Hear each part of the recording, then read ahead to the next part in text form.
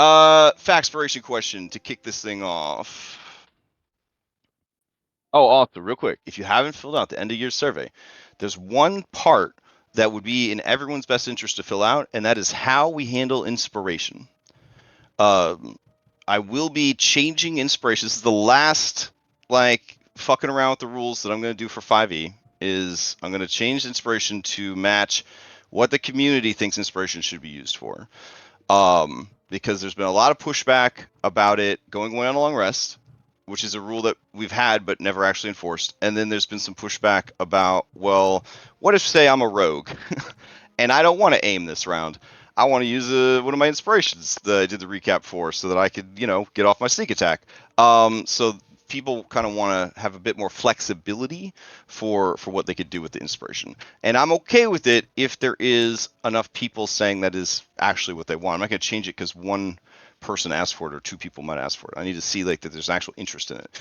So you don't have to fill out any of the other crap. Just put NA, pencil whip it. But if you do want to have your voice heard about how we handle inspiration for the rest of the time that I run 5e, you should fill out the end of year survey. So also, I just want to take a moment to acknowledge our most improved player of the year on the server for 2023. It's me. So yeah, I humbly accept the award. I've been trying my best. We've come a long way from Hellebore, so yeah, so good stuff. Good stuff. I'm patting my own back right now, but we don't use web camera. All So right, humble. so It brings a tear to my eye. He works so I hard. also got the award for most humble player on the server, if you can believe it. So and largest. No. Anyways, so let's see. Just to ask, who's the voting committee?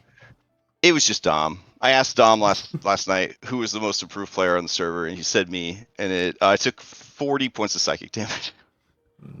May have to look into his financial records to see what's been passed over. Nah, it's all good. It's all on the up and up. It's all on the up and up.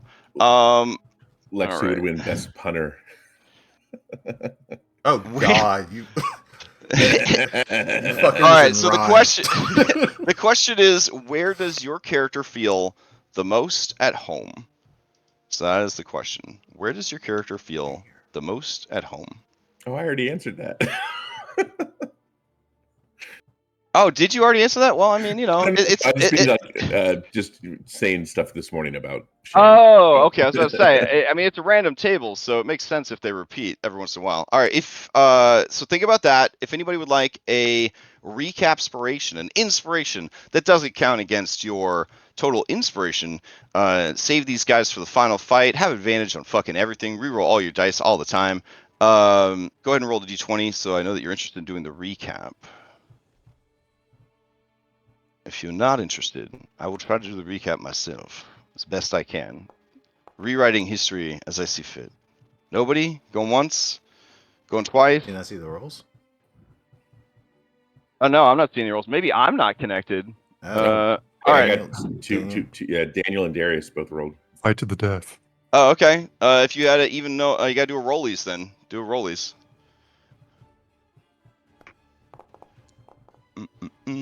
Oh well, that'll do it. Of course, there goes my fucking T20.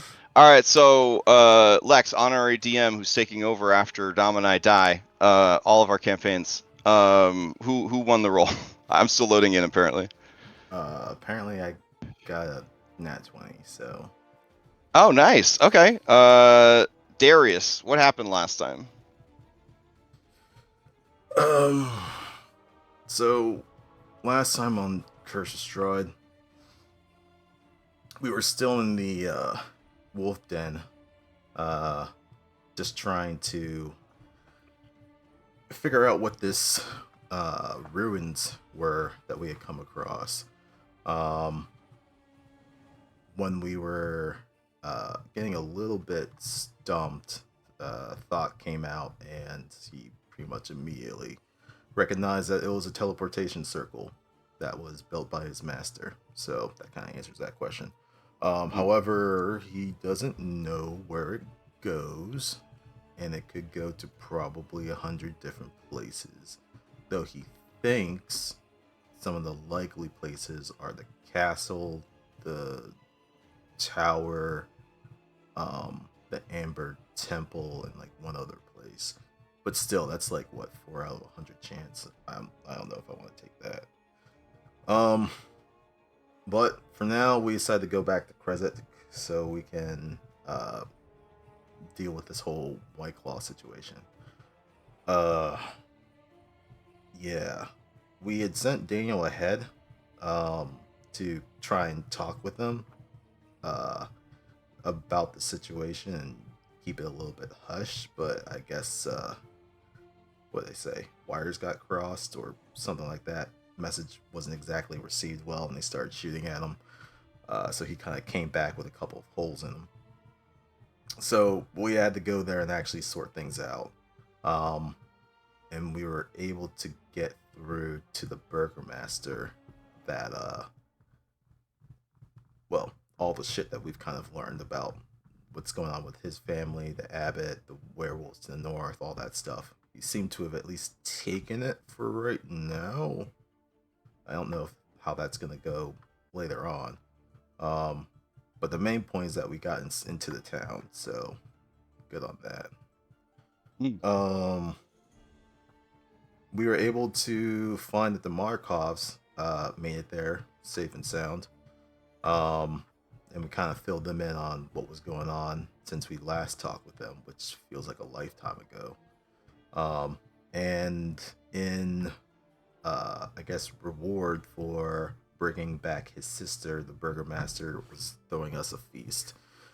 We also spoke with his wife, who seems a little bit more of the, I guess she has her head on straight. And she kind of took the information that we also gave him, I guess, better. We'll see how that ends up turning out. But yeah, we had the feast and whatnot. Though Ireena is not doing so hot. There's like this sacred spring or whatever that's in town, and it seems to be calling to her, and she even passed out with a, I guess, like a heat stroke or something like that. But she keeps saying that she wants to go to the spring, and well, one of the rules of the town is to not go into the spring. But we now find ourselves outside the spring, and Ireena has gone into the spring. So, what the fuck? Yeah, that sounds right. I mean, there was mysterious circumstances leading up to going into the spring, but yeah, I got you. All right, I will add a recapspiration to your sheet. If anybody is interested in answering the factspiration question, go ahead and roll a d20 into chat.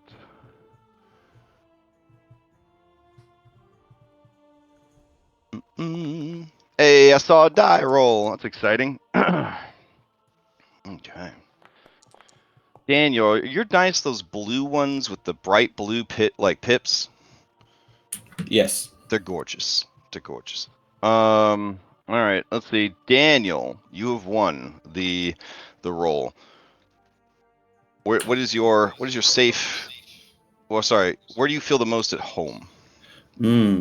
Well, since coming to Barovia, probably the only place he's ever felt safe or, calm or even sort of okay would be Jenny's house. Okay. She's, being away from home, everything, she was kind of stepped in, was kind of that mom figure that he didn't realize he needed so badly. And that was good. Everyone remind Shane or Daniel he needs to pick up a trinket for her on the way home. Okay. Get her present. All right, you may ask the same question of any NPC you've met previously in the campaign. I'll go with Van Richten. Oof.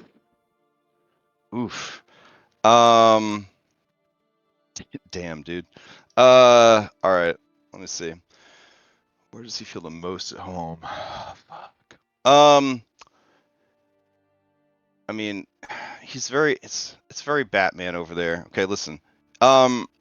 He never feels the most at home, and he never wants to feel the most at home. When he starts to feel at home, he gets up and he gets moving. He does not deserve to feel at home.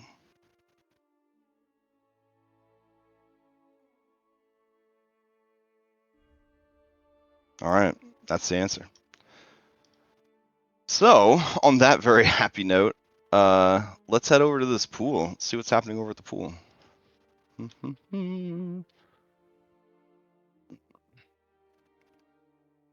Imagine naming the map with the pool map. That'd be really cool. That's fine. All right, grumble. Let's see. All right, here we go. Swap out the musics.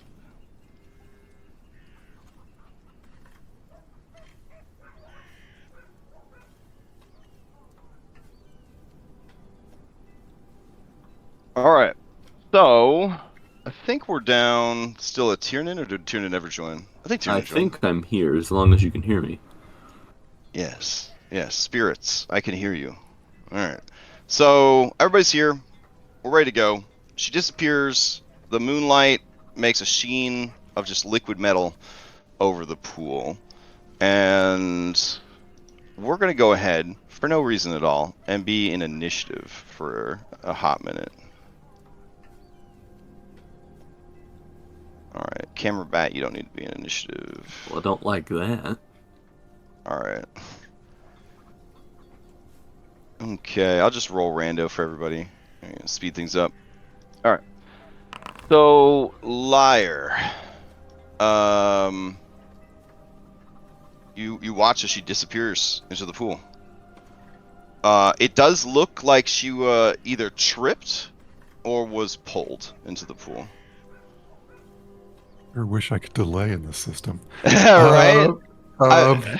You You can ready an action to dash if you wanted to. I mean, that's he will move probably up close to where Tiernan is, and I think he would get ready to jump in after her, but I think he will hesitate and wait to see what Tiernan does, and that's my turn.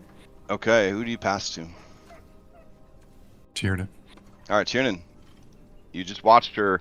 From where you were at, with your perception, you saw a ghostly hand reach out.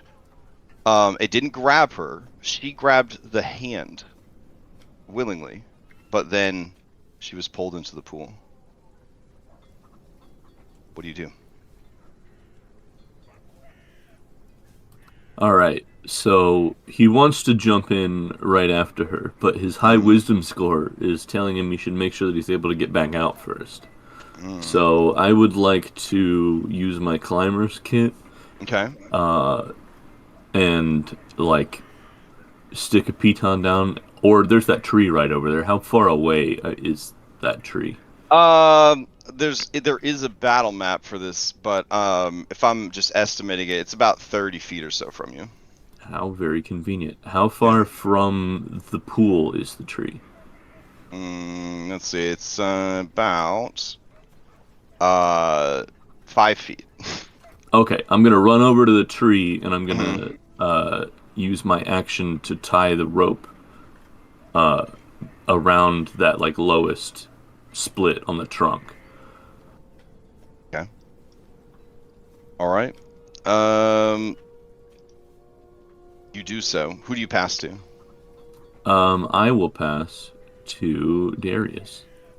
Okay, Darius. Darius, were you paying attention, or were you watching everything and you don't even know what's happening? I was on Yeah, guard were you on the look? Yeah, so you were on the lookout. You hear a commotion, I guess, behind you. Not a loud commotion. Yeah. Yeah.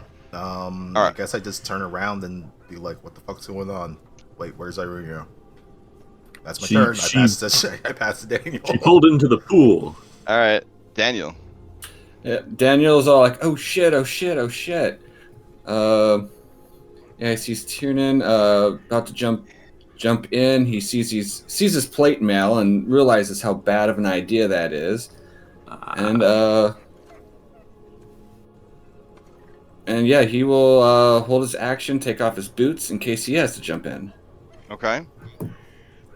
All right. Let's see. Yeah, I'm gonna say taking off boots is more than an item interaction. So we'll say that as an action, you kind of take off boots, get ready to jump in kind of deal. You can pass to Ez, Ireena, or Zaluka. Let's pass to Ez. Okay. Esmeralda, on the lookout. She hears Darius. That's what's going on. She turns around to try and figure out what's going on. That's what's happening there. Zaluka is also on the lookout for trouble. She looks back, sees that you're taking off your boots, understands what's going on, doesn't actually understand what's going on, and passes. All right. Ireena does not surface. Okay. She will pass to Tiernan. All right. Action to tie the rope around myself, and then not thinking of the plate armor that I'm wearing. He's jumping in. Hopefully, it'll help him sink faster. Okay. So you throw yourself into the pool with your movement, and immediately begin to sink below the shimmering silver waters. Off in what feels like a great distance, because I don't know if anybody figured out how deep the pool is. You see Ireena in like a shape of water situation, you know, where the hair's flowing around and you're like floating in the water and like you seem like suspended in zero gravity. There is a light glowing from the lower down in the water. Like you can't see the bottom of the spring, but you see like lights coming up from it, a kind of golden light, almost like sunlight. You see Ireena illuminated there, bubbles occasionally coming from her mouth, as she looks into the eyes of the ghostly apparition next to her. The two are holding hands, and the man seems to be speaking, though he creates no bubbles when he does, because he's a ghost. And so you would hear his voice, not distorted by the water, quiet and muffled by the water, but you, with your high perception, sort of hear the words that he is speaking to her. And he basically just says, "My love, Katiana, long have I waited here, hidden from the darkness. The Morning Lord granted me a boon upon death, small but significant. He would take my soul from these dark lands to heaven, but I could not leave without you, knowing that you would be imprisoned here forever. But here, after all this time, you finally come to me. We can leave this place together. You have died too many times, each a terrible death. You deserve to rest. You deserve peace. Come with me now, and know peace, my love." And Tiernan, you see her eyes wide as she stares at him, but she kind of turns her head and sees you, and like stops, like, you know, treading water. It starts to sink a little bit and starts treading water again. I mean, guys, it's 5e. You can hold your breath for like 7 days. And then she looks at Sergey, and she, yeah, right. She looks at Sergey, and then she shakes her head no. And he says, "I see.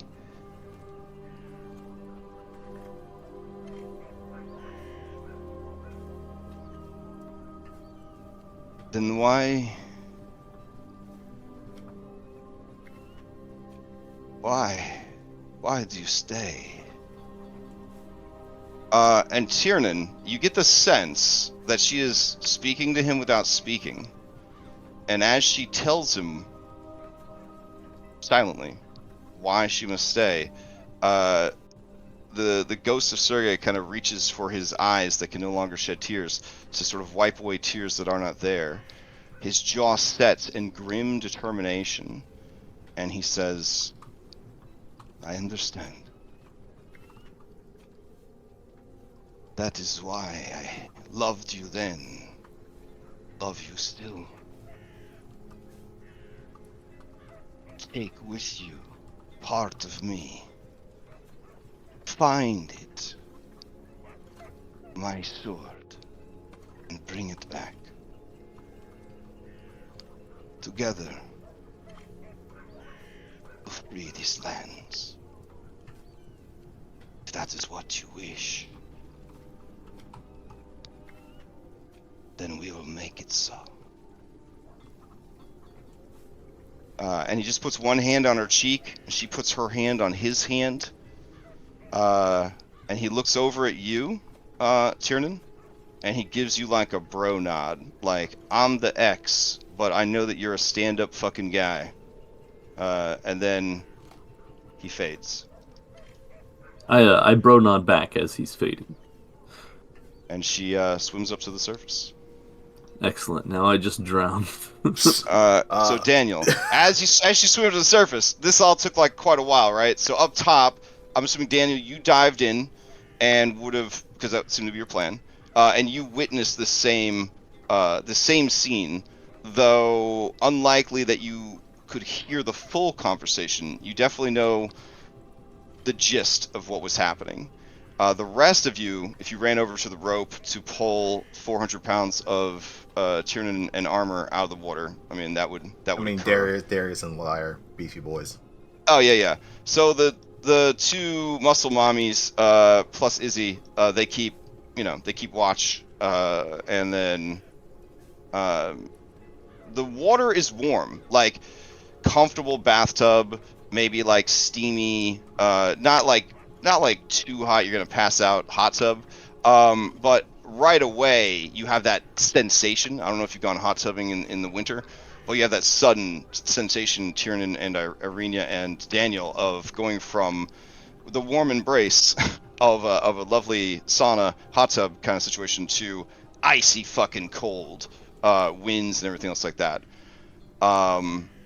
Daniel, you help Ireena to the shore. She helps you to the shore. Tiernan, you are pulled ashore by Lyre and Darius. She is gasping for air, her eyes wild. And as you guys look over, you see that her eyes are glowing with like a yellow light, similar to what you saw at the bottom of the pool. And where her heart would be in her chest is a light with that golden light as well. So much so that it is shining through her shirt and kind of illuminating the area around her. Daniel, with medical training, you know that she is in shock and that she is trying to calm herself down and regulate her breathing and everything. Tiernan, as the others are pulling you up and untying the rope, you see this as well. And we can end combat here.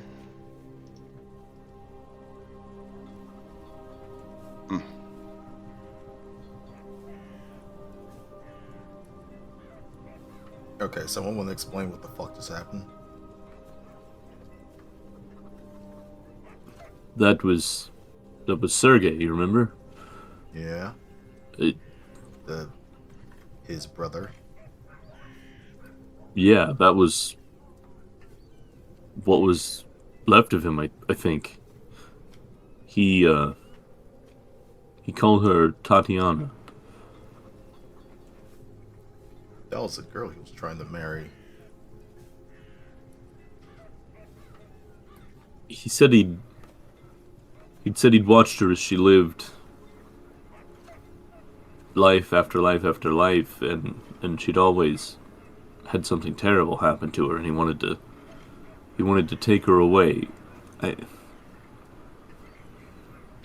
She's told me Take her away. in the past of dreams that she's had of her but not her, of her living other lives and things happening to her, and terrible things. This is just it just seems to reinforce that there's something strange here with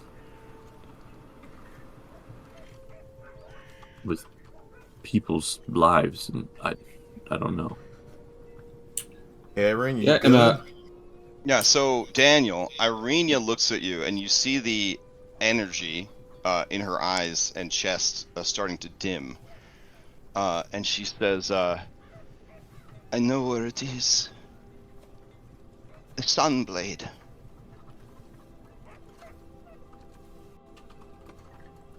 We have to get it, and we have to bring it back here. Daniel, you've gone to the castle before. Please, take us there again. It's in the crypts. Daniel mutters, "Are you fucking kidding me? Tiernan, get over here!" I'm trying to, but every time I click and drag, it makes a box instead. Yeah, but while he does that, he will grab her hand, do the comforting, de-escalation, calming her down a bit.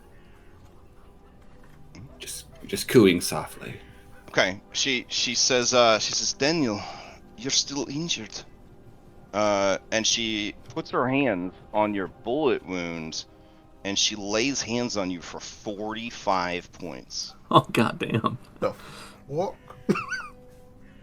Does anything noticeable happen to the amount of remaining glow when she does that? Well, no, actually, the glow has faded by the time you arrive, but then her hands glow with that same golden light, and then you see Daniel's wound just heal up. Daniel, you feel compelled to remove the bandage like they do in all the cinematic scenes, so that everyone can see that you have been perfectly healed by magic.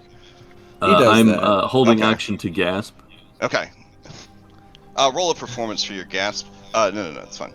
No, it's too fucking late. You already asked for this shit. Yeah, right. -3 performance. Here we go. She looks at you and she nods, Daniel, and she looks at everyone else and she says, "I'm okay. I'm okay now." Was he the one that you had seen before? The same one from your man that Tatiana was to marry. That is the man who died the night everything changed. The night our whole world was plunged into darkness. That was the man who served the Morning Lord in life and continues to in death. And I will help him however I can. But I will not go with him. I will not turn my back on my father's lands. I will not turn my back on all of you.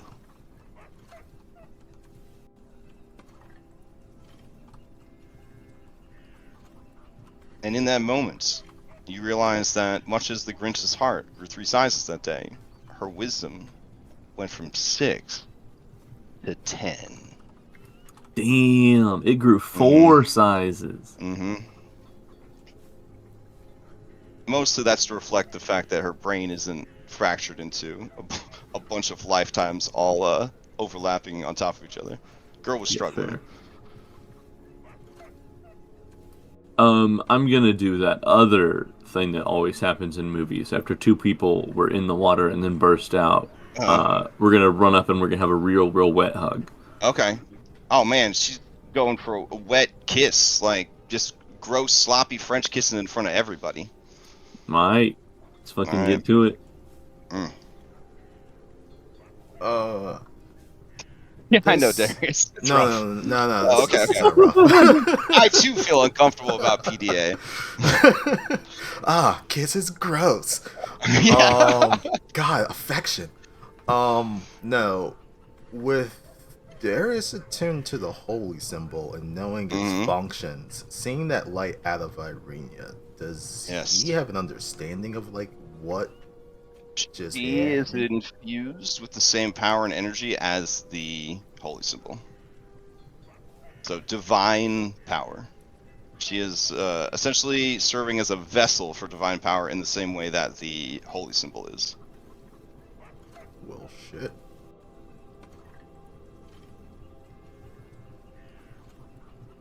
That's all he says. A liar. As you approach Esmeralda, she says, "Well, I knew there would be something interesting, but this confirms many of my suspicions." She is not like the others. She is not. Look at her, liar. Look at that goofy redhead. That is the Curse of Strahd. That'll We get a title card after that. Roll credits. And then you realize We've done this already. Hold on a second. You're out of the just tutorial. that was the current, Oh and then yeah, it we cuts did to the this title. joke. We did this joke already. Yeah. Or maybe that is the joke. There's always a title card that plays whenever someone says it. Right. Yeah, it's just like an Invincible. Oh, That's there you true. go. That's Perfect. true. Perfect. Okay. So she doesn't get to say it, just the flashcard shows Yeah. up or whatever. Yeah, okay. The C. Only the C gets said. Yeah.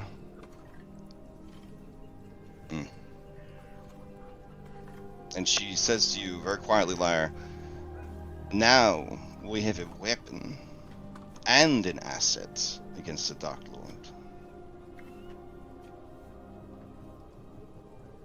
This is very good." He doesn't respond to that because that comment kind of rubs him the wrong way. Oh yeah. Yeah.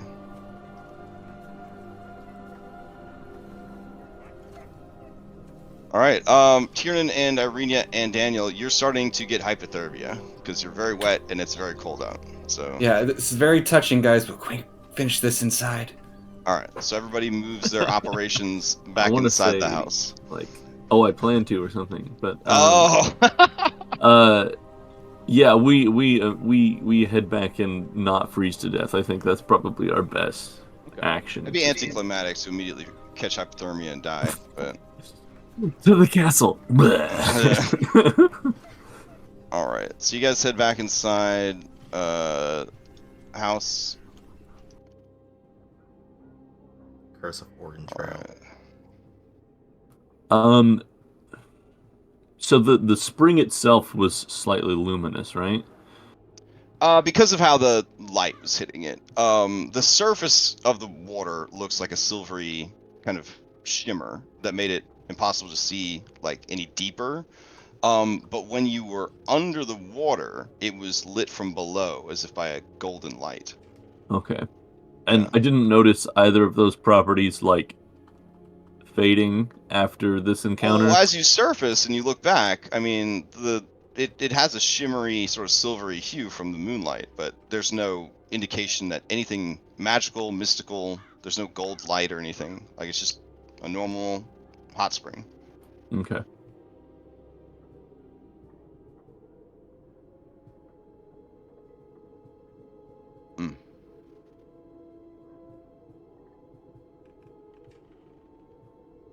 All right. So, back at the house. Aw, you guys are so tiny in this house. All right. So back at the house, where you're staying. What now? You guys just finish up the night. Shane, you'd still be out drinking, I think. Oh yeah, I'm still out with Yeah. the Burgermaster. Fair enough. This boy caroused. So what's that result?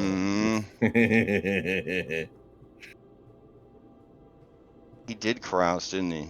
Yeah, I That's did. right. Mm-hmm. There's a recorded result somewhere. I don't remember the number. I remember. I don't know what it is. I mean, I know the number. I just don't know the result. But it's 125, whatever that is. All right. So if you guys are good to finish up the evening, you can. If you have questions for Ireena about the experience that she underwent, or for each other, like, or if you want to wait till morning when everyone's rested and Shane has returned, so you have full spread of opinions, maybe that should work too. Eh. Sir. That's Darius's opinion. Sir. No in absence. But yeah, we can wait. All right. Okay. Then we will argue that, given the ordeal, Ireena passes out quickly before she can answer any of your questions. The rest of you left to wonder over what has happened. The hours grow late, and I assume everybody heads to bed, unless you have some secret scene you want to play out. Daniel's got one. Okay. Yeah, after everyone has gone to bed or settled in, Daniel walks outside and feeling, at his side where, what should have been a mortal wound is now healed. And then taking in, the psychological, repercussions of an isekai human receiving, true healing, and like what that means for, a person of no faith and now into faith. Looks up to the sky and wonders what this means, and for the first time in his life, maybe feels a little hope. Oh, damn. But also a dark and terrible tremble as to what this means for his, his dark passenger and all that. So then he goes back and sleeps like the dead, because he's been shot at and gone through hell. Yeah. I mean, down by a werewolf, down by an elemental, double tapped. He sleeps God, like was that dead. all one day? It sounds like my That was Monday all one this day. past week. Oh my god. All right, excellent. Then I will advance the clock. Shane, you wake up in a cell. You were there with Dimitri. Fortunately for you, because your cellmate is an NPC you previously befriended, you do not have to pay bail or spend 1d4 days behind bars. But you and the Burgomaster were arrested on minor charges. Of You guys stole a pig, and you were going to dress the pig up as the abbot. And no one could get the rest of the plan out of you guys, but every time you guys tried to tell them the plan, you would just laugh so hard that you nearly pissed yourselves. Yeah, that sounds good. Yeah. Yeah. And the guy that arrested you and the Burgomaster is apologizing like constantly, and then the Burgomaster grabbed him by like both sides of his head and kissed him full on the mouth and said, "You're doing a good job." And then passed out.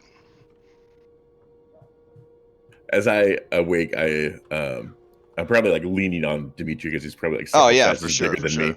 Yeah, and I like oh, sorry. Oh man. Yeah, he says, I don't usually drink so heavily, but there was a lot of things I was running away from. Me too. And I feel strangely better, actually. Well, other than the need to vomit, but other than that, I feel strangely better. Thank you, Dimitri. And it would have been funny, by the way. Yes. The holy pig.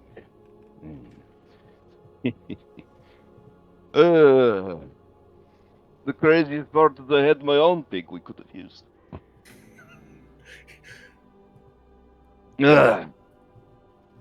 Well, he stands up and he helps you to your feet. He kind of shakes the bars a little bit, and he says, "We're all right now."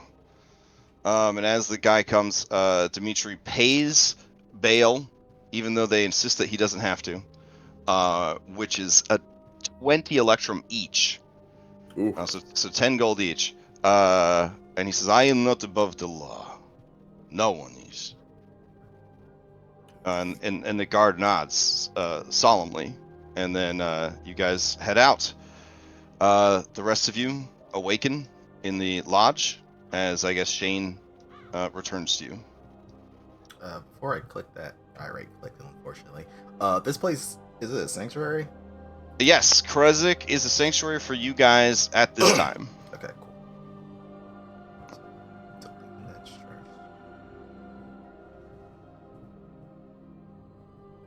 Is this spamming in the chat that I'm hitting a long rest button? Nice. Nice. Orf is the best. He made a long rest button for NPCs.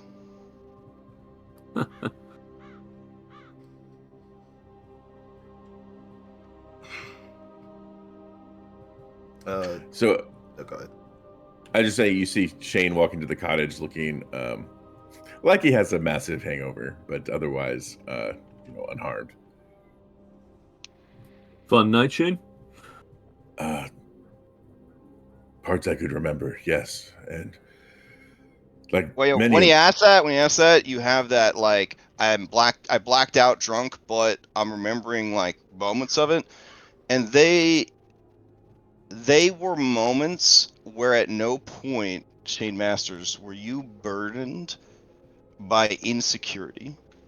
It just felt natural and right and fun to hang out with this huge dude who's a manly man and just be silly and for one night put all of your problems up on a high shelf and walk away.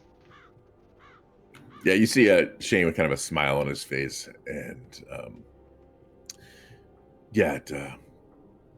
I'm sorry if I worried anybody, but it was necessary and cathartic.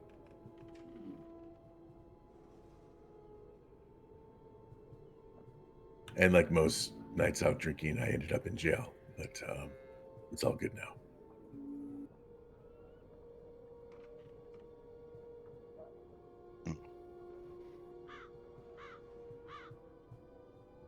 He looks around like thinking that would get a comment from somebody, and he's like, "What did I miss? What's going on?" Fire points at Ireena. She's sleeping in.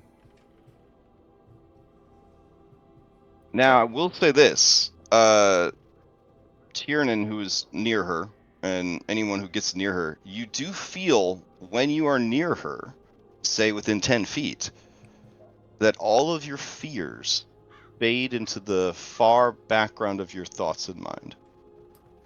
It's like she's emitting an aura like of courage. This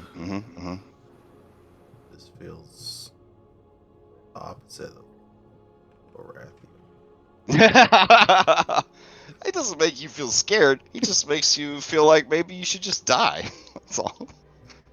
I mean, He's that's kind of the same thing for some people. It's like his social media aura. That's all. It's got social media aura. So. Shane will go to Esmeralda and Lyre and miss. Fell in the pool. Tiernan went in to go get her. She came out glowing. And she healed Daniel. And then she passed out. I suppose in any other context I would find that all strange, but I suppose not anymore.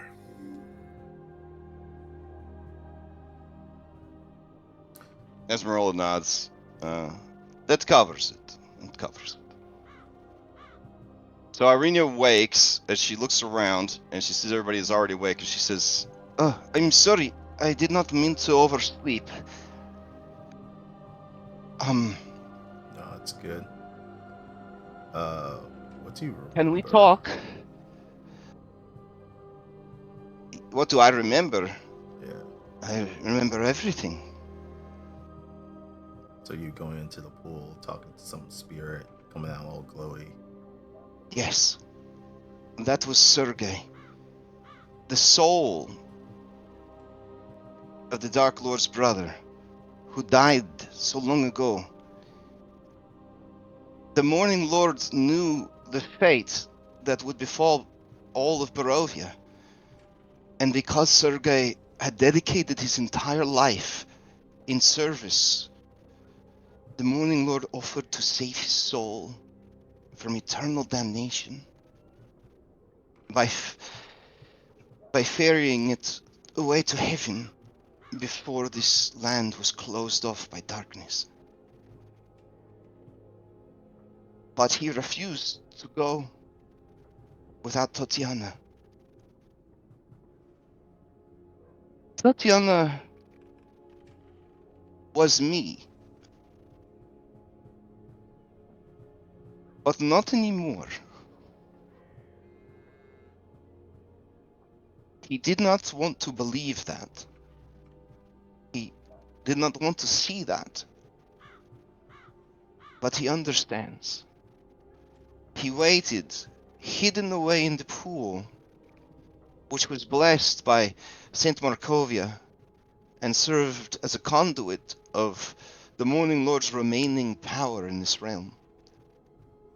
A place where evil and darkness could not find him or touch him. He waited for Tatiana's soul to return, that he could take her with him to heaven and leave all of this behind. He asked me to go with him, but I couldn't go. Not without knowing what happened to my brother, and not while the lands I grew up in, the lands my father swore to protect, languish in darkness. And not while you, all of you, continue to struggle to find your way home or to find a way through this. I would not leave you. He searched my mind and my heart for these things, and when he found them, he understood. He told me that we must find the Sword of Sunlight. It was his weapon in life, in the service of the Morning Lord, and that it will serve as a conduit for the Morning Lord's remaining power, should we bring the sword back to the pool. It is a sword that can bring forth the sun itself, long banished from these lands. It is a sword that cuts the darkness.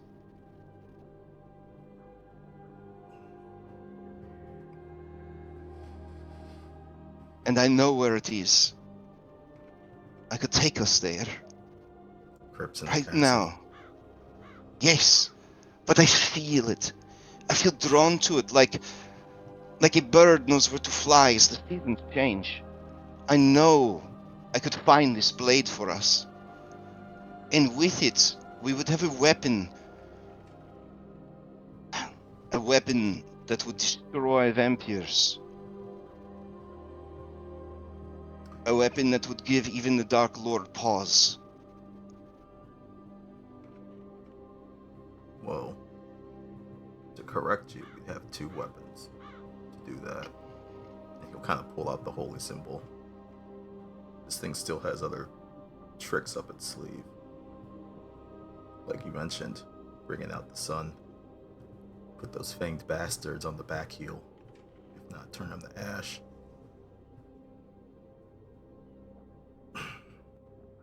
And he kind of just like looks at her. Esmeralda chimes in and says, we have access to more than just two weapons. Your card reading, it mentions a third, a book. There is no greater weapon than knowledge.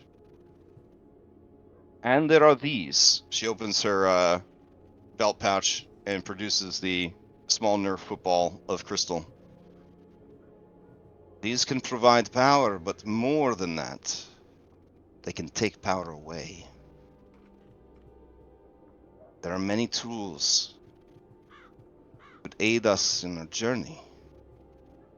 We need to figure out which ones we will seek next. Know this. I have no doubt the Dark Lord is watching. Always. To see what has happened. By now, you, she points at Ireena, know that you are very important to him. Not just because you carry the soul of his brother's bride-to-be. And Ireena, like, her jaw sets, and she looks, like, really upset. And she says, yes. The Dark Lord coveted Tatiana. He wanted her for himself.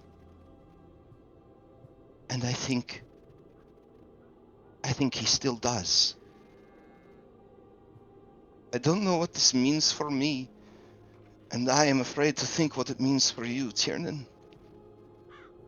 But if to him I have never stopped being Tatiana, then in his mind you have taken his woman.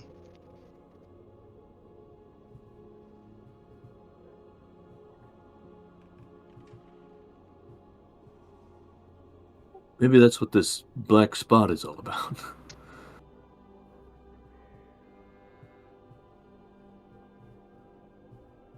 Esmeralda is looking at Ireena in a very calculating way.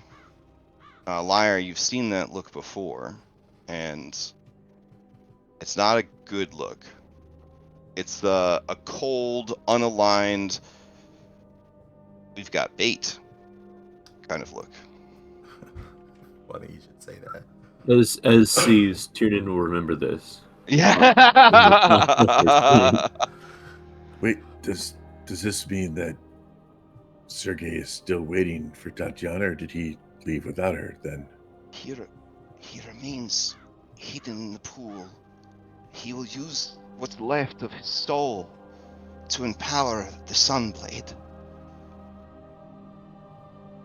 He will pass up heaven itself to see my dream of bringing Barovia to fruition. That is the sort of man he was, and the sort of soul he is. Then we will make it so. Oh, Shane, that sounds so cool when you said that. All right. So what do we do now? If we really wanted to hurt him, killing Tatiana and denying him that would hurt him the most. She like cocks her head at you? You're going to kill me? For a half second, I thought about it, but what is wrong with you, Darius? You saved my life,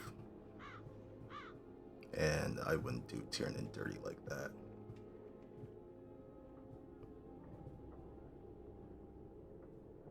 Man, yeah, you see like double red negative signs just start spamming above Ireena's head as she looks at Darius. Checking the NPC friendship meter, you see that it is zeroed out on Darius. I figured. That wouldn't even work anyway. She's lived so many lives here. She would just reincarnate. He's sitting right here, and she does not want to reincarnate, and she does not want to be bait or anything else. I did not choose for this to happen. I know. It's all a game to him. And that's the main problem. We have to find a way to end it. Izzy says, if it's a game, and I think it might be, what does he hope to win? Ireena? Is that it? If it's that simple, he could have taken her 100 times already. That's what doesn't make sense. I think. If it's about her staying alive, well, he could have done a lot better of keeping her safe. Because there's been some close calls, and we've lost a lot of people. So I'm sorry, but maybe Maybe he's, no offense, Ireena, maybe he's done with that shit. Well, also from what she said of her dreams and what she's remembered, it seems like he's tried before, and it just doesn't ever work.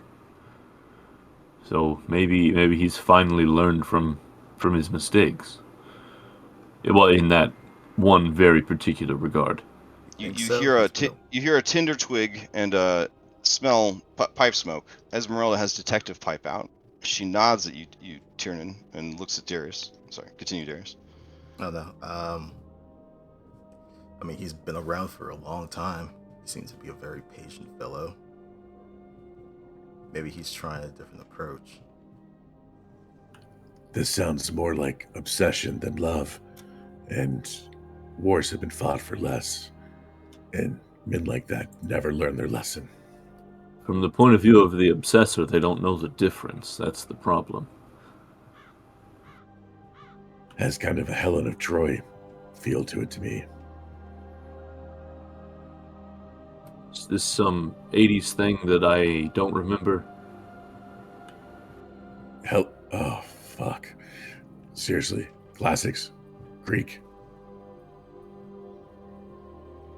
American school system, dude. Izzy approaches and says, "In our timeline, there's no such thing as Greece."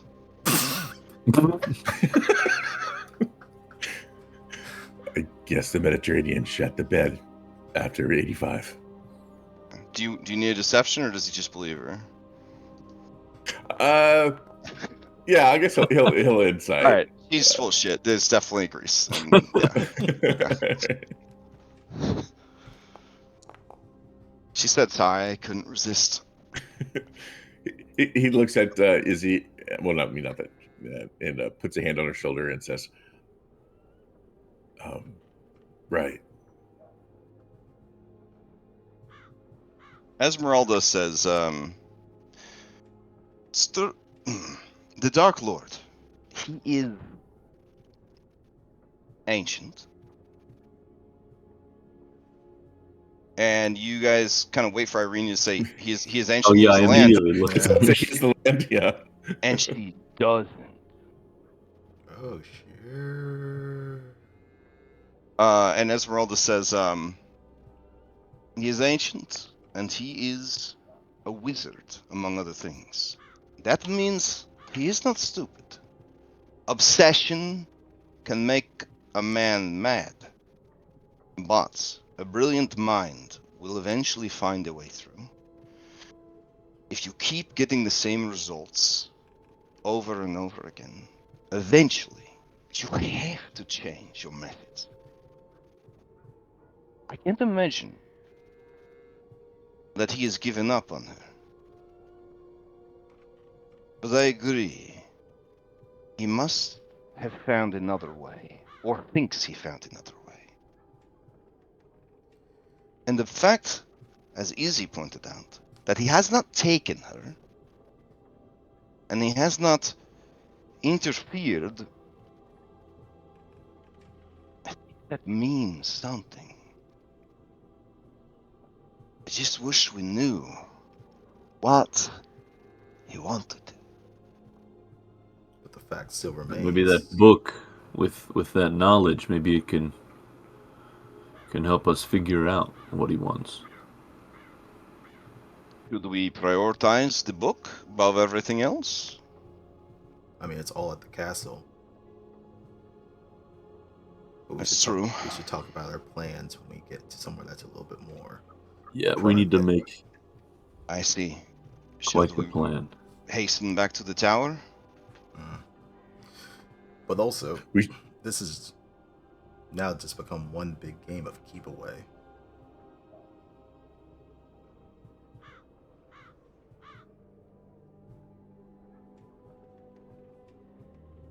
We should resupply before heading out.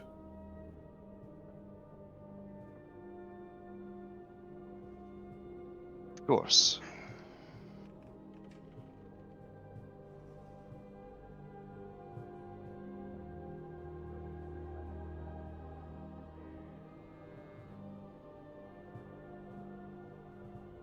All right. You guys have the day. ahead of you to resupply and live your lives. You can take as much time as you think you need. All of the timers have been triggered, so the world marches and moves on. Do we know where Esmeralda's wagon is at? Is it with us? It's been with us for the most part, yeah. Okay. Yeah. Okay. Yeah, we need to sell off all those weapons.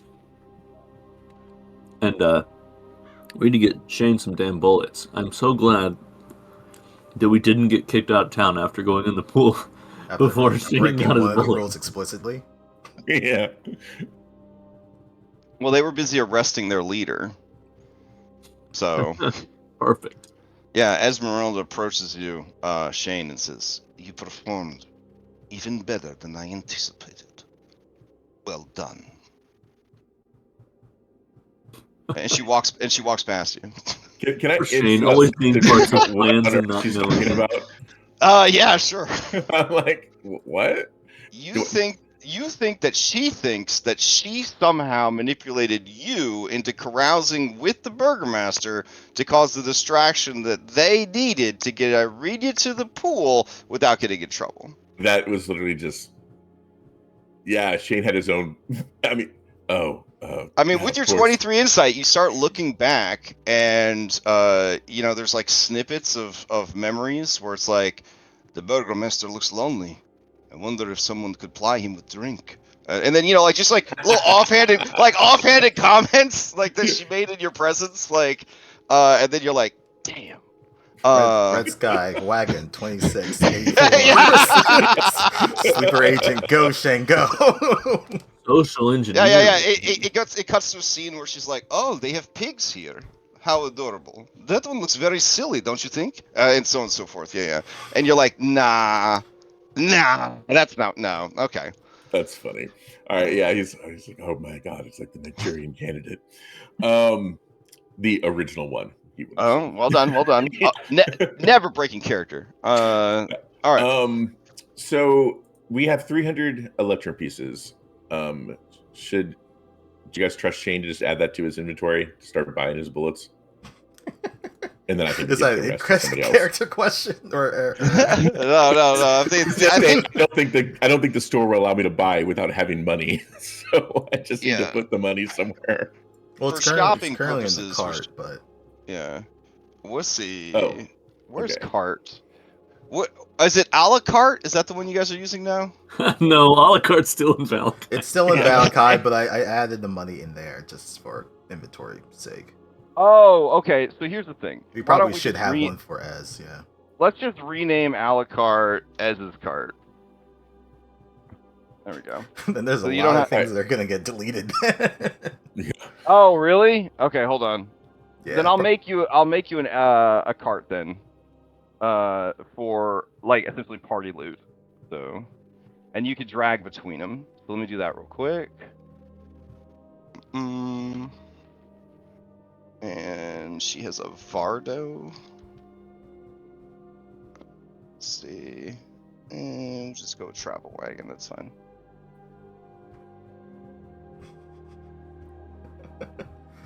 I'm laughing because I'm looking at a la carte and I see a whole bunch of cold weather gear on there. Well, I hope you guys are wearing it. Oh, it's back in town. Okay, it's still back in Valakai. All right. Can you just add in Valakai to the name so that we know for sure it's back in Valakai? That'd be great. All right.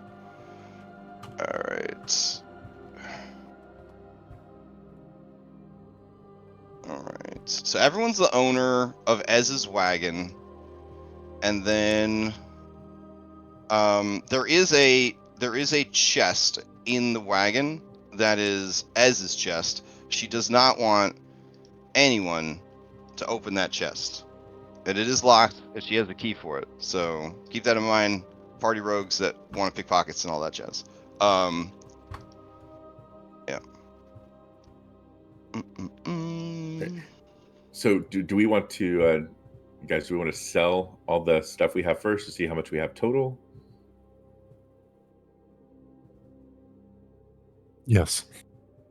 And this wagon's fucking huge. Alright. It's like it's a wagon. Fucking horse button. Yep. There we go. Oh, that's too small now. Alright, hold on. Anyways, I wanted the wagon to be on your screen so you'd be able to just grab it as needed, but... There we go. Alright. And then you guys probably want the Krezk Merchant, I'm assuming, that represents all the shopping in Krezk. Yep. Alright. Let's see. Is anybody proficient in Smith's tools? I think it's all just crafting skill now. Oh yeah, you're right. So yeah, we're selling a whole bunch of stuff. Yeah, and did we ever get those elemental essences put on here somewhere? I can divvy those out. I was pretty sure I passed them out last week. Pretty dang sure I passed them out last week. Also, there's been an incredible revelation between last week and today that shook me to my core after 30 years of playing tabletop. My classic group, they finally encountered, I think an elemental or something, and they were like, "Oh no, I can't tell you what they killed, but they needed to collect stuff from it." And I was like, "Well, do you have any vials or flasks?" And then my kid was like, "Yes, because every time we drink a potion, we get a free vial or flask." And I was like, I was like, Uno reverse. yeah. So, I mean, quick insert. I guess every time you guys drink a potion or vial, you are well within your rights to refund yourselves a potion, a bottle or vial or whatever you need to put shit in. So, at that point, I would say you generally always would have a vial on hand if you're living in a D&D world with potion economy and things like that. So, yeah, it's pretty smart. Pretty smart. Oh, so it's not like every CRPG where you just fucking eat the bottle or something? That's what, yeah, I was just like thinking, I was like, what have I been doing with the bottles? Like just slamming them down against like some rocks after I finish drinking it? Like what are you doing with them? I never in my life thought about what happens to the bottle after you drink it. Yeah. So proud. It's one of my proudest moments. Kid gets straight A's since kindergarten. That shit don't matter. In contrast, these are the things that haunt me.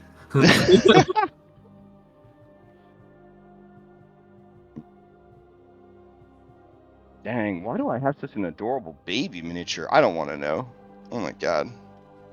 Alright. Alright, so I think the stuff that we picked up is on the cart now, on S's cart. If what you guys had put in Discord was correct for who took out what. Alright, sweet. Alright, are you guys able to use the Krezk General Goods Store? Is another question. I mean, yes. I can open it, so yeah, I assume so. Can you buy and sell from it, I guess? Yeah, I'll have to take some money from the cart. Alright, so we've got 10 short swords, 10 long swords. Okay, sweet. Thank you for checking. Yeah. 10 shields, 10 light crossbows, 2 suits of chainmail, 3 suits of studded leather armor, and a set of smith tools. Although we might as well keep those. Well, some of those have been deducted because I know Shane took a crossbow, Ireena took a crossbow. Oh, there is a magical weapon for sale in this town. I don't know if I pointed it out to you or not. It is called Flint and Steel. That sounds fun. Yeah. Unusual to say the least, this hand axe has the handle of a flintlock pistol and a bottle composed of magically enforced glass filled with oil. It's a +1 magical weapon, but despite appearances, it is not a pistol. When filled with oil, you can take an action to fire it, causing an effect similar to a level 2 burning... It's a flamethrower.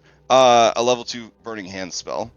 Afterwards, the blade of the axe becomes ignited with fire for 1 minute, dealing 1d6 extra fire damage on each successful strike and shedding light.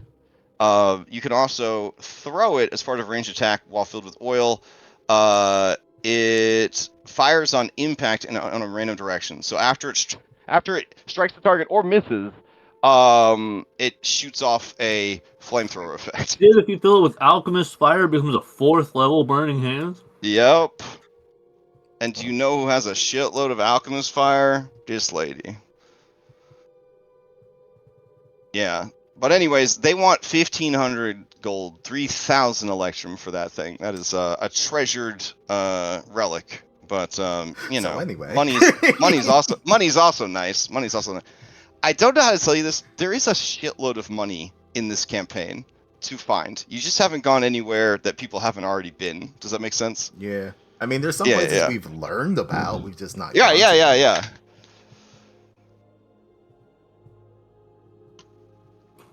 That's That's a simple weapon too. Damn.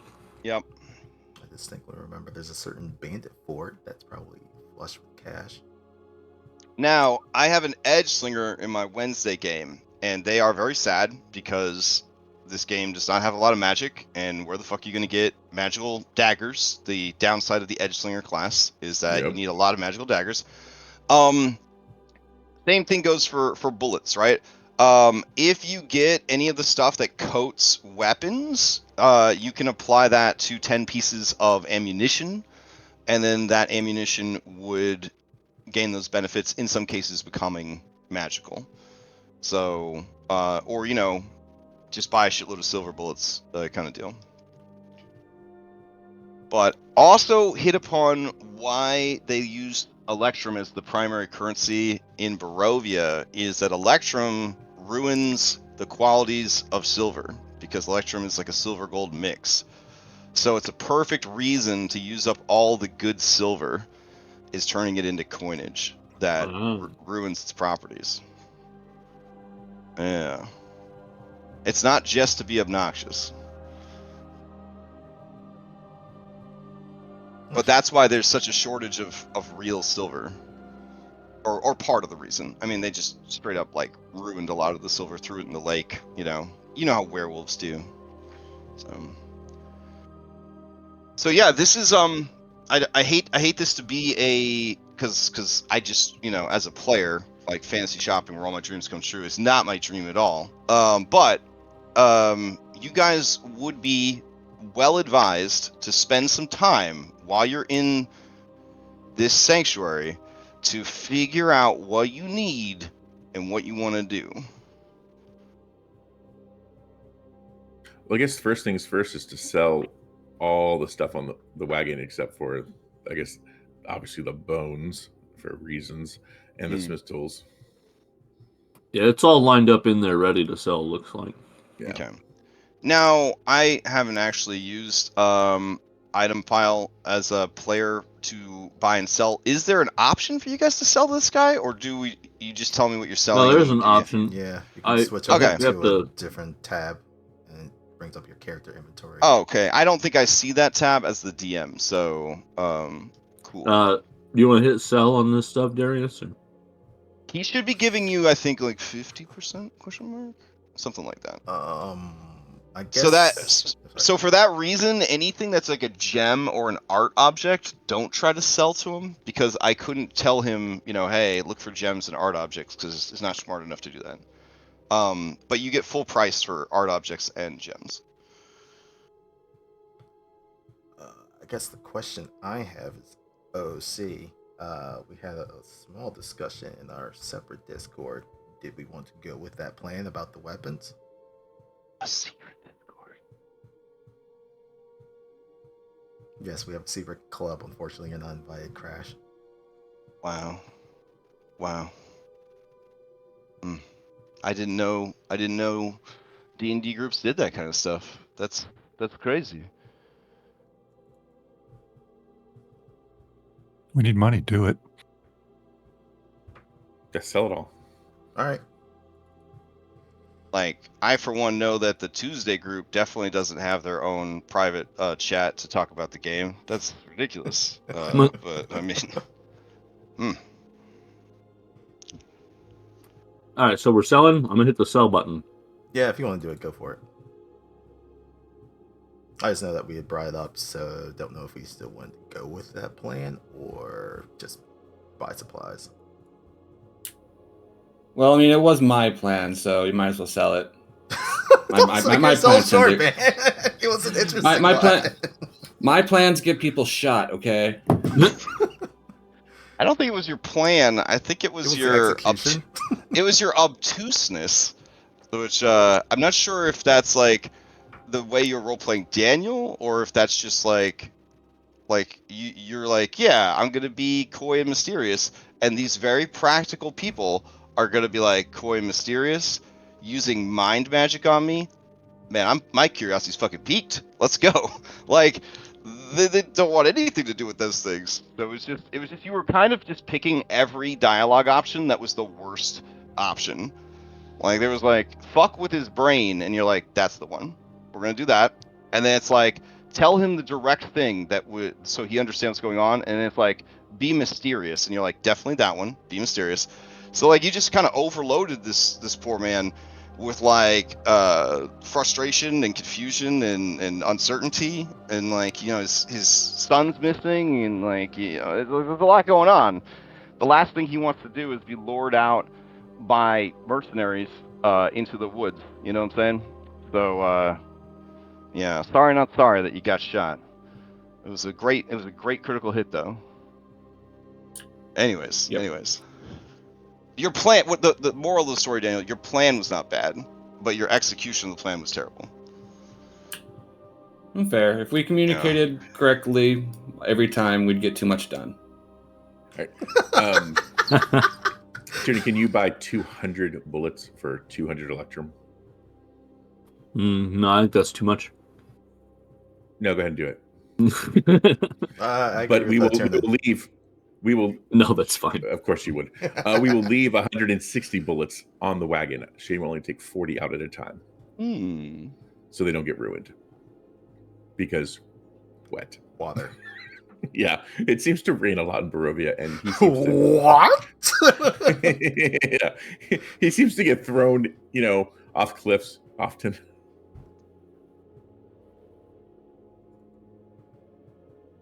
Okay, now is there a way to transfer 40 of that?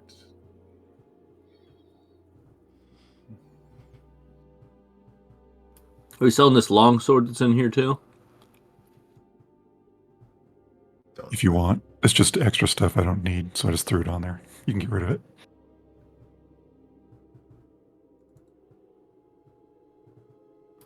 Okay, I think we can keep the battle axe just in case we need an extra weapon.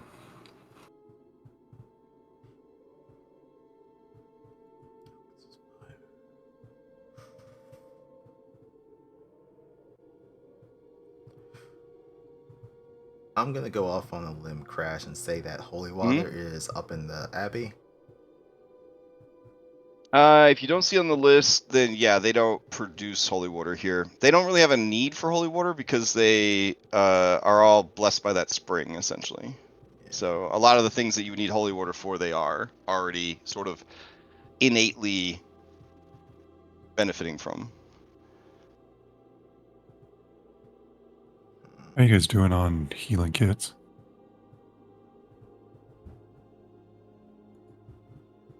Oh, let's see. Ireena has 22 charges right now. I've got 8 charges at the moment. And Daniel's got 9. Probably buy another 3. 1 for each of you.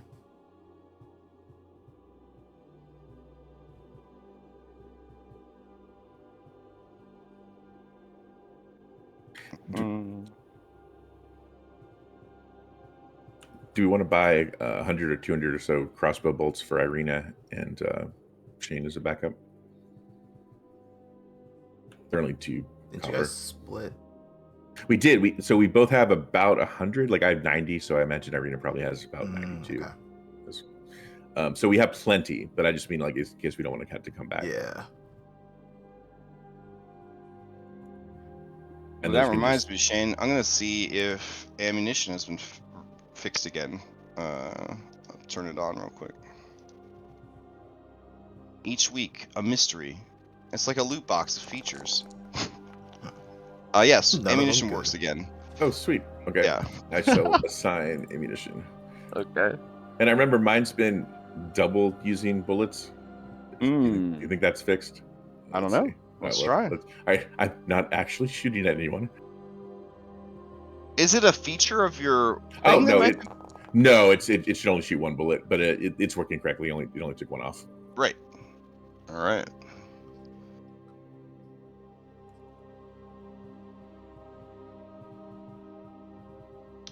Right, sweet.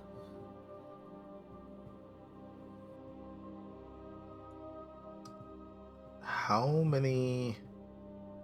Because Ez has a stash of like alchemist fires and holy waters and stuff like that. How much does she have that she's able to give to us? Share with us. Yes, share with us. She shares them as she sees fit and needed. She's a very Practical. controlling and practical person. So if you wanted some, she would definitely be like, "What do you need them for?" Obviously, to toss at things. Okay. All right. But yeah, I currently have one holy water. She takes you aside, Darius, and she says, "Do you think there's anyone that is too irresponsible to have such a dangerous weapon?" Too irresponsible. Mm-hmm. You know, Wow. I mean, I trust everyone here for the most part to be able to use what they need.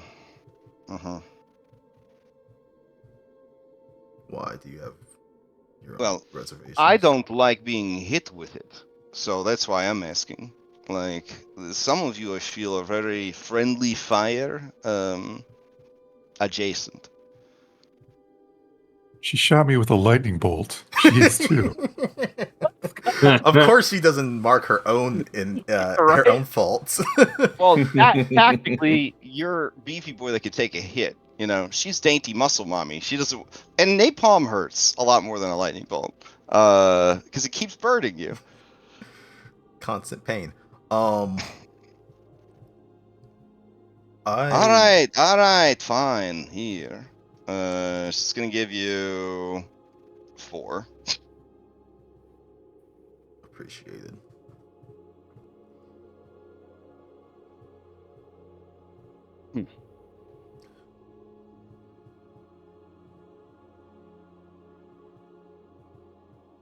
I hesitate to say this.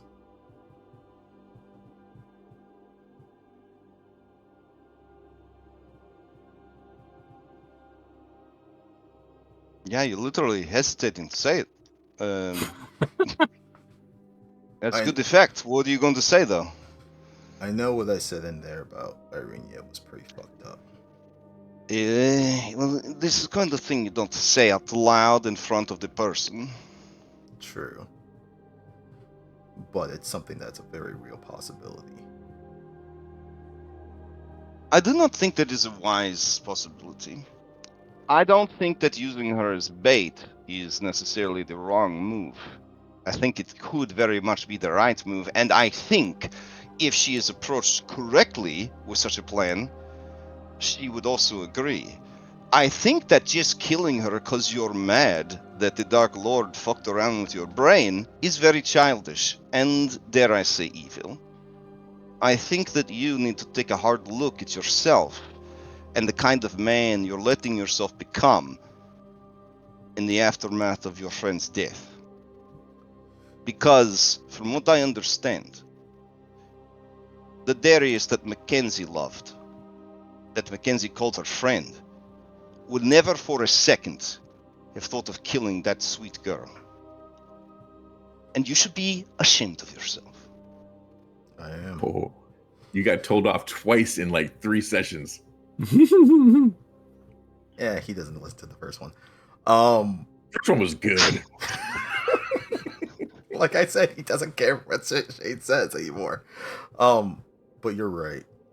I have not been the same since what happened. I'm still trying to put pieces together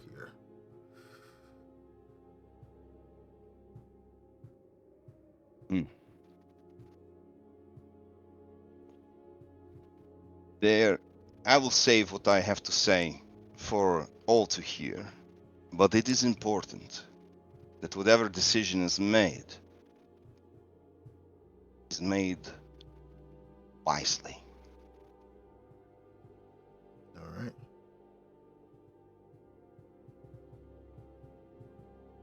And Darius will kind of head back. Mm-hmm.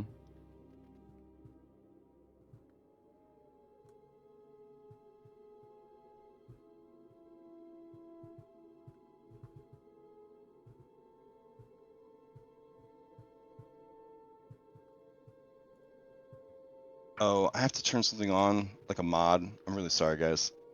It's gonna cause a reload, so just finish what you're doing. I don't want you to get cut off in the middle of something, but Seems good.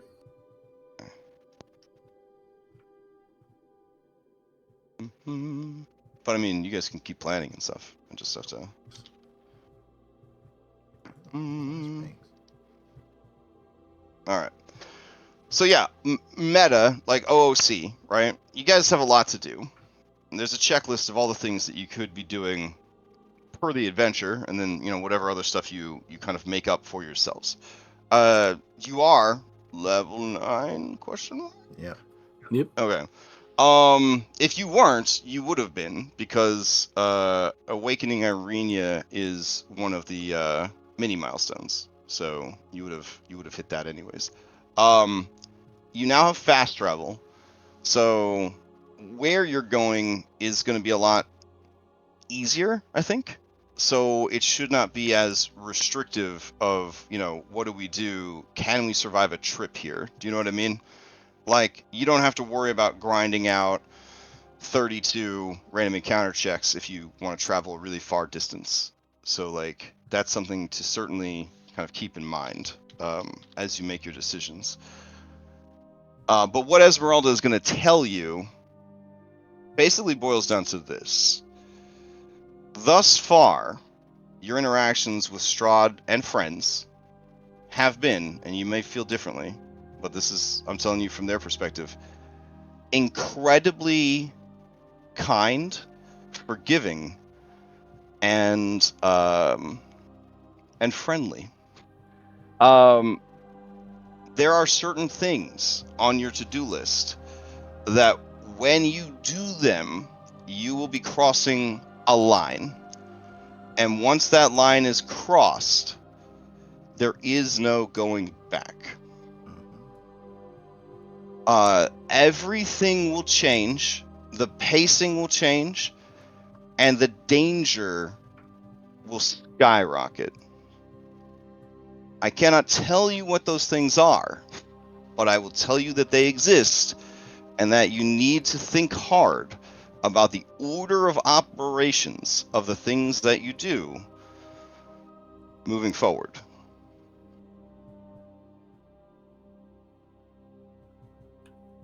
So just imagine that, but like role played by Esmeralda, like in character. But yeah, that's the gist of it. I just want to make sure that that's perfectly clear, that there is a lot to do, and thus far, it might not feel like it, but thus far, this has been welcome guest of Barovia edition. You have not done anything thus far to change that, but the things that you need to do, they will change that. Some of them.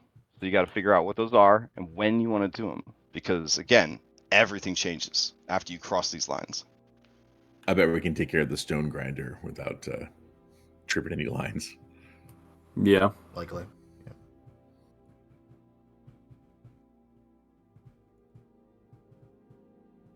All right, so sort it out, you guys. Active discussion. I will answer questions as NPCs as needed, but this is a sandbox adventure. It is what the group decides to do. I don't run super split party, so you either need to all be in agreement about what to do next, or if your character cannot abide what the group has decided to do as a whole, and you do not want to disrespect the character by having them compromise, the character would probably leave the party, and you would need to make a new character that is more in line with the goals of the party. Because that's just how I run my games. I'm not going to run like 2 or 3 separate Curse of Strahd campaigns within one Curse of Strahd campaign. So whatever you guys decide to do, you need to, as players and as player characters, be on board for it enough to move the game forward. Well, it sounds So, like yeah. we're in agreement that our next step is to head back to the abandoned tower so we can actually start making plans without Have this Yeah. discussion. straying. Okay, all right, Yeah. that sounds good. With fast traveling enabled and the distance being so short, I'm willing to just let you go from Krezk to the tower without having to use the new system, without having to roll any random encounter checks. Like it's a safe road. You're level fucking 9. You got 50 people in the party. One of them is like one of the most powerful werewolves in the world. One of them is one of the most powerful monster hunters in the world. Daniel's there, so I mean, it should be fine. All right. You got the best sharpshooter around. I'm just saying. Now, I'm pretty sure I listed all the reasons, but I mean, it's Oh, Oh, Ireena, man. you mean? Man, that cuts deep. Her speed pick blast for dodgeball. I know. all right. So I'll go ahead. Do you have any parting words for the Burgomaster?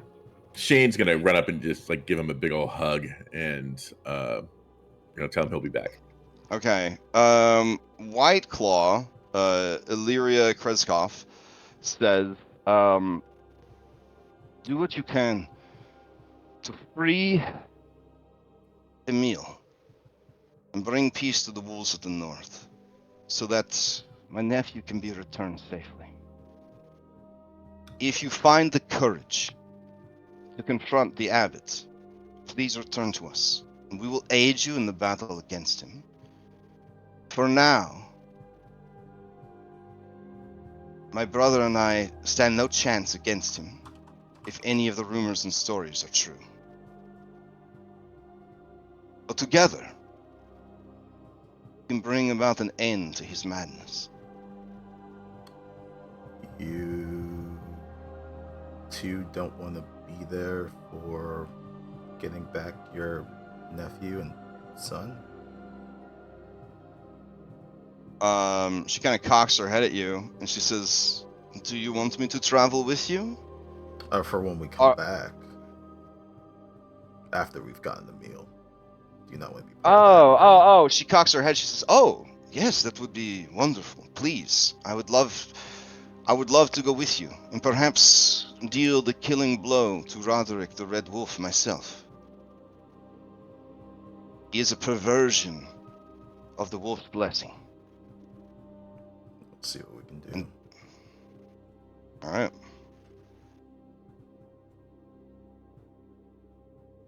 Baratheon says, it has been a good journey, but I think I will remain here in Krezk for now.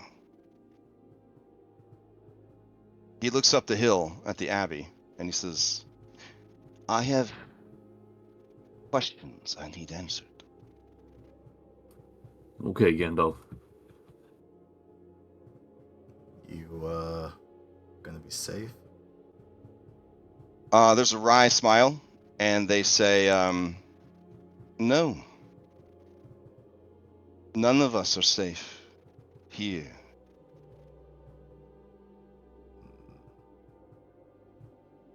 And they turn and they walk away.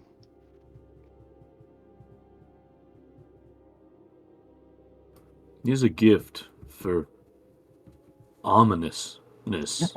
Mysterious?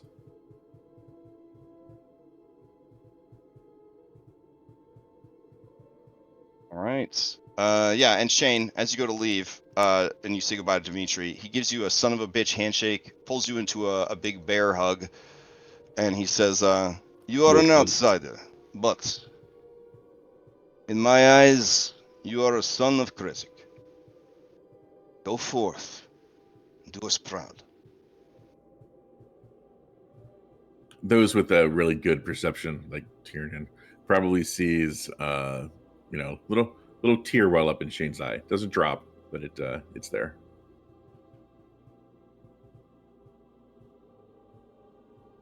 All right.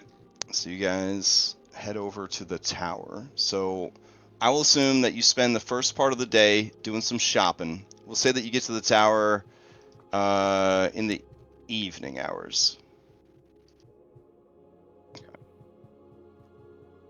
Yeah, did I just doom another NPC to death? What? Hell, I don't think so. Everyone Shane likes dies. Aw, it happens. I mean, that's kind of the nature of the campaign. Yeah. Yeah. It's like, So don't oh, think no. it's just on you. So in Outlaws, I was like, "Hey y'all, like help me build the world. Tell me some of the people in the world that you're friends with that you care about." And they're like, okay." And then we're at a part now in Sunset where it's like, "Hey, let's go get those people." And the people are like, "No. You leave them alone. They're not a part of this." Yeah. All right. But having those NPCs that you care about, it just brings, there's a connection there. Like it brings, I don't know. Anyways, the thing to do with NPCs you care about is make sure they get on the B team, and then Sign make sure that you don't ever contract. do anything with them. them, Yeah. and then they're safe The only until way your they ship can... gets attacked by a dragon turtle. Yep. Daniel, did you buy your gift for Jenny? Speaking of, Oh yeah, I need to get it. I need to get a trinket. All right, when you wouldn't get her? They got a good scrimshaw merchant. You could get like a scrimshaw. Ooh, Oh Scrimshaw's hell fucking yes. cool. Okay. Assuming there's a decent variety, what scrimshaw carving would you get for Jenny? Probably. Well, do they have like a wind chime kind of thing? Some things you can hang from her porch. Ooh, yeah, it'd be a little price though. It'd be a little price. Looking at like 10 okay. gold for something like that. I think that's fine. Go for it. It's for Jenny. just buy a whistle, put it on a She's- string. She's done as well. Yeah, All and right. also she's not someone that like the more we can do to engender ourselves to her, the better. Yeah. All right, fair enough. So that you pack up the delicate scrimshaw wind chime into the cart, and now you are essentially back at the tower, which is still standing, and in which Van Richten is still present. All right, we need So to you figure led that out it's what. still standing. Yeah. I mean, shit happens. I'm just saying, there's lines that get crossed. I'm just saying, there's lines that can be crossed. It's not like Benios is a destroyed version of the tower or anything. Don't go carousing here. All right, so as you arrive, he says, "It has been a while, and most of you seem okay." Madam, he nods to Zaluka, and she nods at him. He says, Just came back from Krezek. "Please, fill me in. Knowledge is a drink for which I ever thirst." Well, I think you're That was right. way cooler than when Ez said knowledge is power. Like they're both true, but yours was cooler. Well, I am the master, and she is the apprentice. If we look at her, what does she think? She narrows her one eye, and she says, "For now." I think you're kind of right on the money. The abbot ain't in his right mind. I had feared as much. Did you gain any confirmation of his possible celestial nature? No, we didn't actually go to the abbey, but weirdly enough, apparently people's graves are being robbed and sent there. Ah, distasteful. To what end, I wonder? Does he require the bodies of the dead? Well, he took the body of the daughter of the burgomaster, so that's definitely not good. That seems to be the actions of a man or a being who has lost all his senses, or no longer feels any obligation to hide his nature.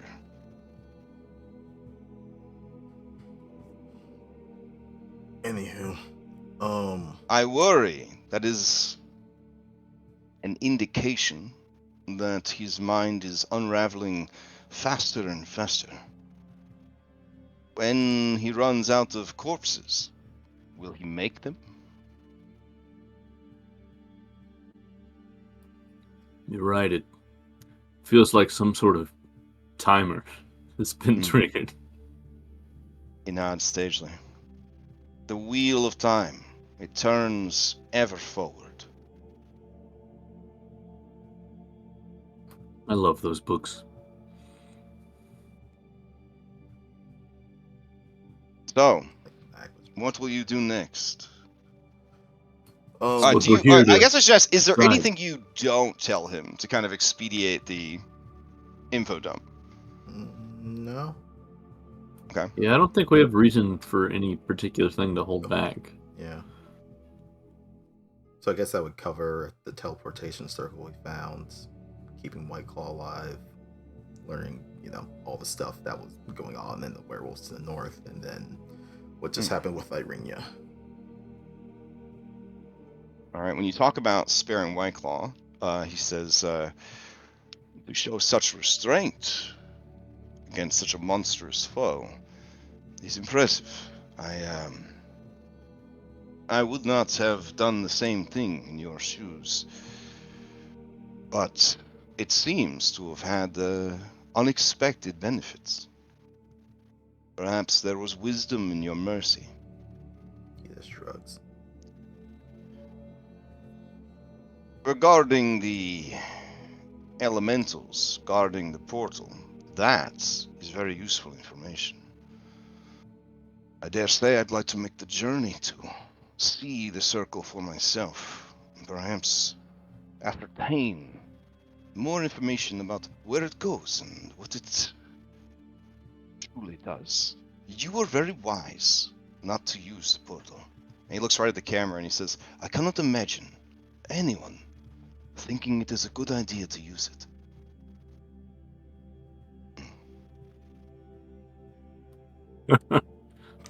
Me as a player wanted to so bad, though. Same. Well, in Nightfall's defense, they were oh no. their nerves were very frayed. Their nerves were very frayed. So. But I mean, was it worth it? Anyways, Van Richten says, after you leave, I will lock things up here and make the expedition myself. If we meet again, I hopefully will have news of what the portal can offer. It's fantastic. All right. Any other things that you cover? We have reason to believe that was Xanther's portal, right? Yeah. Thought it said as much. Okay, we'll make sure to tell him that. All right. And then he thinks, he scratches his sideburns, and he says, thought. Would you be willing to travel with me? That I might have your brilliant mind to assist me in deciphering the mystery of your master's portal. And Thought, who's warming their chubby bottom by a lantern, looks thoughtful and says, looks over at Tiernan and Cruz says, well, you lot planning to head to Amber Temple? Because if you are, I ain't going with this old man. But if you ain't, if the portal could take me back to my master, it'd be good to know. I think we plan on going there eventually, but not right away, no. Here, you'll need this, Van Richten, and I hand him the frog apartment. Okay, yeah, he trades backpacks with you, so that he has the frog apartment backpack. All right. Thought looks at you, Tyrion, and says, there's no time for goodbyes or tears. See you again. So this isn't goodbye, Thought. He just pats the side of your nose with his sticky hand. This is until later. And similarly to Shane, when he was with the Burgermeister, you see unshed tears in Tyrion's eyes. Oh.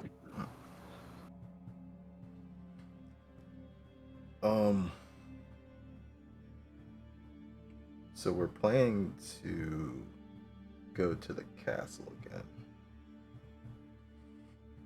I think we need to sit down and we need to figure out what we think will set him off. I don't know if it seems like any of the main 3 objectives we have in the castle will do that. I don't know. I don't think retrieving the sword will. I don't know about. I guess the book's there too. Probably freeing Emil will piss him off, but I don't know if it'll be enough to really set him off. You know what I mean? But I think. You don't think stealing from a man from his own home is gonna not piss him off? Oh, I think that I've seen his Daniel home. second. Yeah, Daniel second that idea. He doesn't. that he doesn't like being stolen from. Yeah. Yeah. And depending on what's in that book, if that information is private and close held, he would do anything to get it back. Yeah, Izzy says, you want someone reading your diary?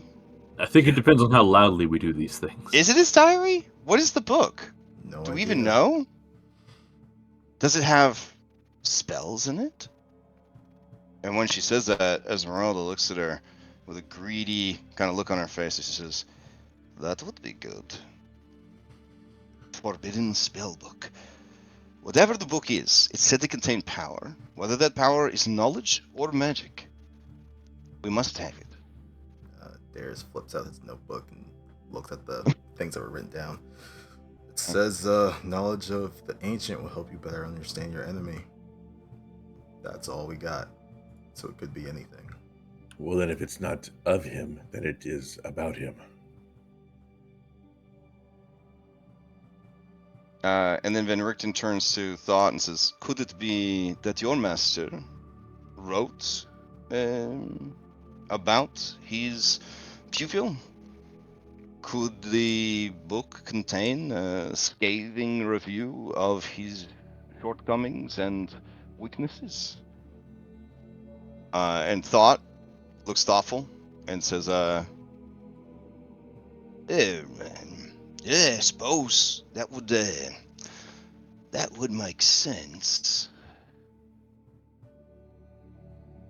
Guys like Exantha, they like to write things down, which seems kind of dumb to me because, you got all your information out there and then people would just take it from you. I think it's kind of a flex, like, hey, here's all the information. It's really important. I put it in a book. In case you're the kind of people that actually look at the books and then read them. Kind of like tempting fate. I mean, it's not like this place has internet where you can just throw it on there and it stays for as long as, time. Did you guys explain to Van Richten about Ireena in the pool? Yeah, that was part of Okay. info. Oh, okay. Then he would say, based on what I'm hearing, there's more to the death of this Sergei than is publicly known. I don't think it's a very big leap to assume that the Dark Lord is responsible for his brother's death. Either he hired the assassin, or the assassin was simply a cover-up for a murder he himself committed. In my life, I have heard and seen of many terrible things committed in what a person thinks is love, but is actually obsession. If any harm befalls this girl, I feel that would be a line that could no longer be walked back from if you're seeking such things. But I also feel, and it is probably obvious to all of you, that Miss Kolyana, you could be an enticing bit of bait should it ever be needed. And she nods like, Yeah, I thought about that too. Thanks for approaching the topic in a respectful way. And Darius, you just watched the exchange. Like, I don't know how you're feeling, but yeah, you don't see any red negatives appear above her head towards Van Richten. She says, "I will do whatever I can to restore these lands, even if it costs me my life. But I will not have my life thrown away." And she side-eyes Darius. All right. So then Van Richten says, "Do you have a murder board? We could look at it and perhaps map things out." Isn't that the one you made? Yeah, he blushes. He says, "Well, didn't you ask?" All right. And then you guys head over to the murder board.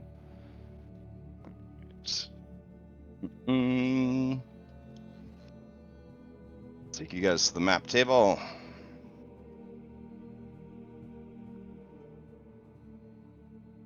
Okay. So he says, things have changed greatly since we last looked upon this. Let's see. Baba Lyzaga is still rumored to have the essence of change. You have defeated the Faithless and their leader, and in doing so, you have recovered the Holy Symbol and the Soul of Winter.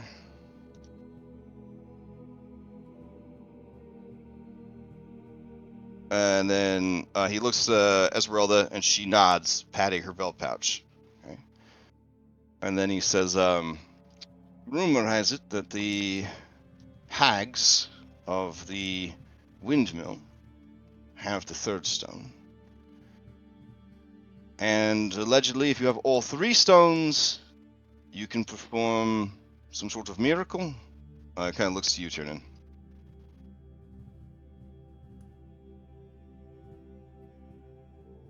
Well, I don't only need to kill the. I don't only need the stones. We also need to. There's more to it than that, but.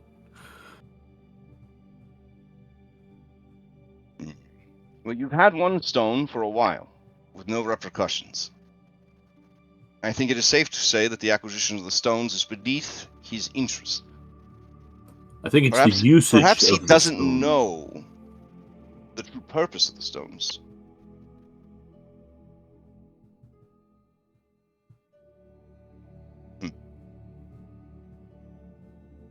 It does seem like maybe those objectives on the periphery might be safer. And as we close in on the board, it attracts more of his attention, obviously. So any of those, the book, the sword, anything in the castle, and his lieutenants, that would obviously be more personal and retributive.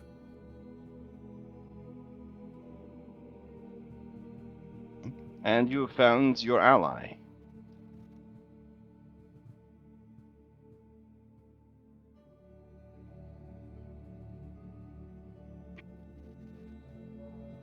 Now, Shane Masters, I agree. I think the acquisitions of the stone are well within your grasp and well beneath his notice. I think if you move against any of his inner circle, a line will be crossed.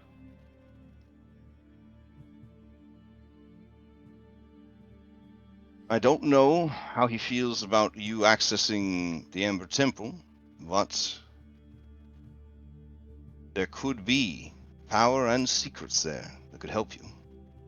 But also darkness that could damn you, lead you all astray. You said the inner circle. Would Roderick be a part of that? You have heard of Roderick then? Yeah. Yes.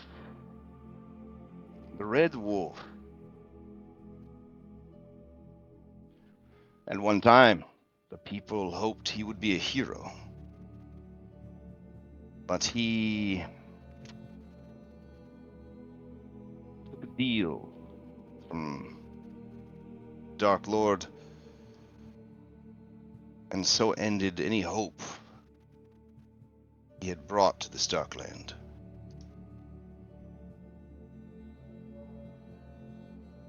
Roderick came here from beyond the mist with allies. Those allies either died or also succumbed to darkness. There was a priestess, a druid, and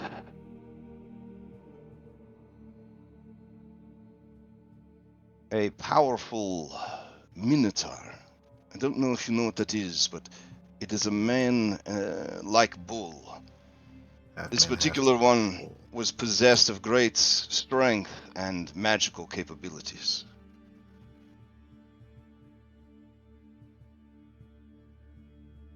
Their fates are unknown to me, but I have heard whispers, rumors of Roderick Argentgriff, and it seems your ally Zuluka can confirm them.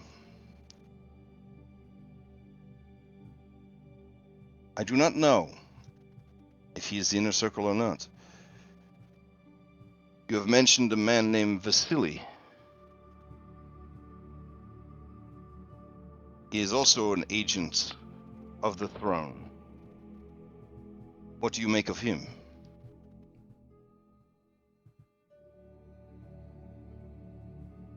Tax collector. Is he a simple diplomat and tax collector? Or is there something more?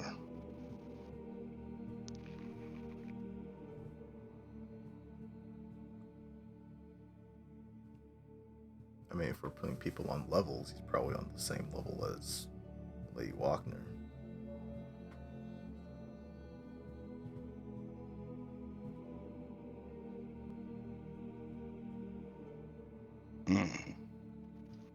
See.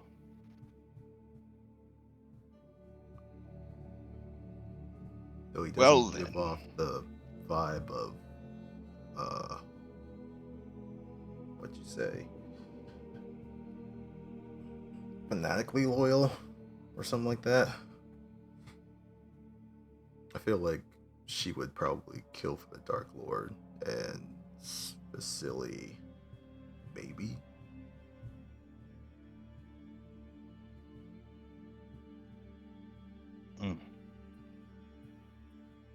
Well, I know what I do next.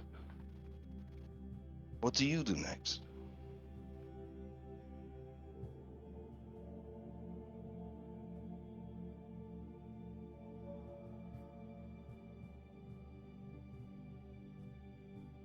All right. Do you guys want a poll, or do you guys pretty confident about what to do next, or like what's Shane will the... say, "My vote is for the hags. Free the children."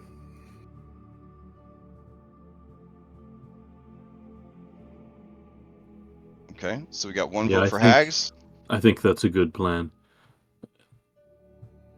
All right, 2 votes for hags. Do we have a third vote for hags? Do we have a naysayer just because Shane suggested it? No, let's do the hags. Okay. All right. Can you ping Berez for me? On the map here? Yeah. Yeah. It's right here. It's Okay. when Berez is mentioned, Ireena's kind of like breath catches in her throat, and she says, "There's something waiting for me there."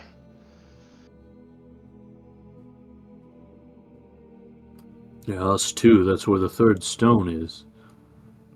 Could you I must be more find- specific? There is a statue, a monument erected by the Dark Lord to a girl named Ireena, a girl I once was. Perhaps If I seek it out, I may find more answers.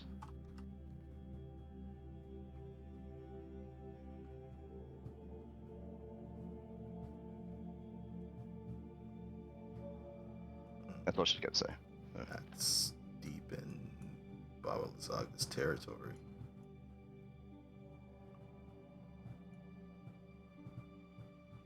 Yeah, I mean, she's just throwing out that you can add another Yeah, subquest to your. Does the devil have any attachment to La Saga? It's generally agreed amongst everyone here, including Van Richtern, that he does not. That's good then.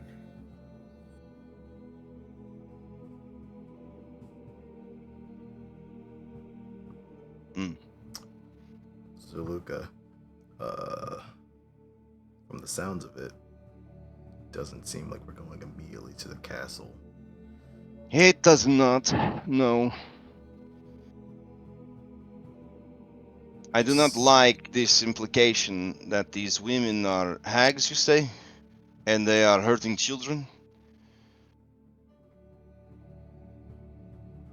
Sounds like it. I do not wish to seek out a meal on my own. And if it is important to you and can help you gain strength to help me, then yes, I support tracking down the stone and dealing with these hags.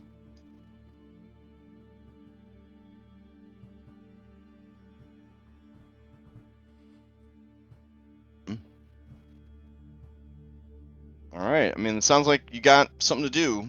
Do you want to plan more, or do you feel like just acting on that first one is enough? Sounds like majority is hags. Okay. So you guys gonna sleep. This is another currently sanctuary, so you gain another long rest. So those of you with healable injuries could be looking towards healing those injuries. And then Hell yeah. And then I guess just heading out.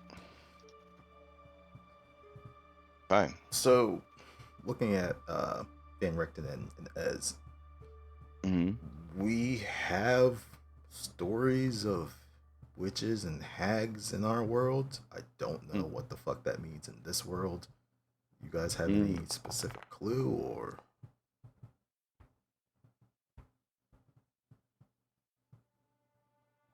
All right. Well, Van Richten says, I'll tell you what I know and what I can remember.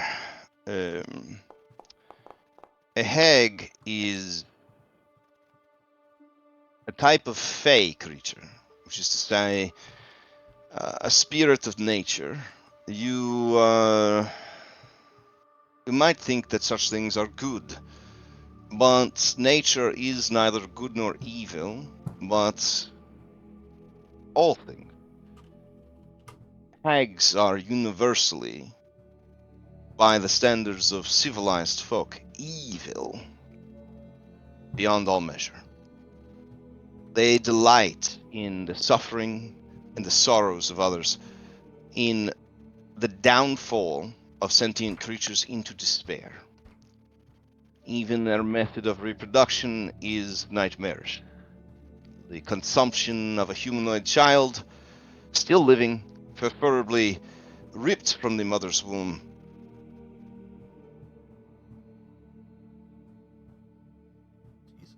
Such a delicacy renders them pregnant, and in time they give birth to a child bearing resemblance to the one that was devoured. Upon the 16th year of that child's life, its true nature becomes apparent. It transforms into a hag and normally kills whoever was closest to it in life. Its adopted family, its friends, neighbors, teachers. There are many varieties, as nature is robust in its endless variety, so too are the manifestations of its darker nature. But something they all share is the rule of three. When three of them gather, they form what is called a coven.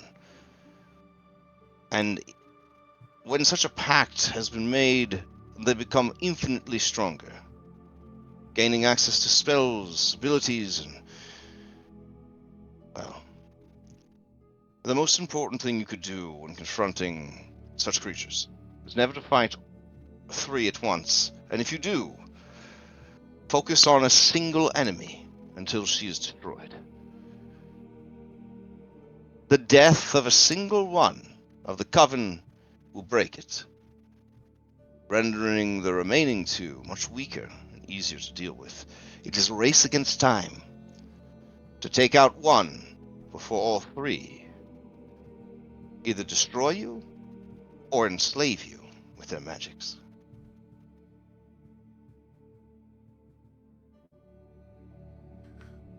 Do not think that they rely only on magical prowess. They have the strength of an ogre, which is to say a small giant.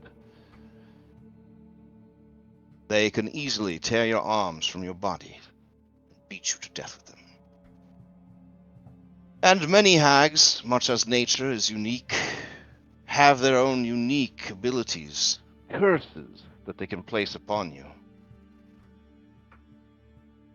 And what's worse, they are intelligent.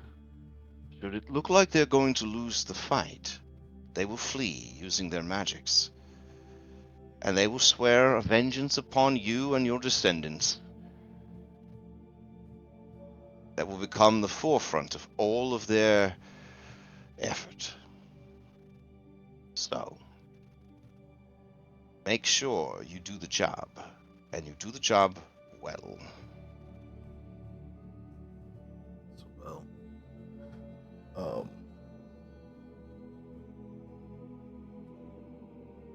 So,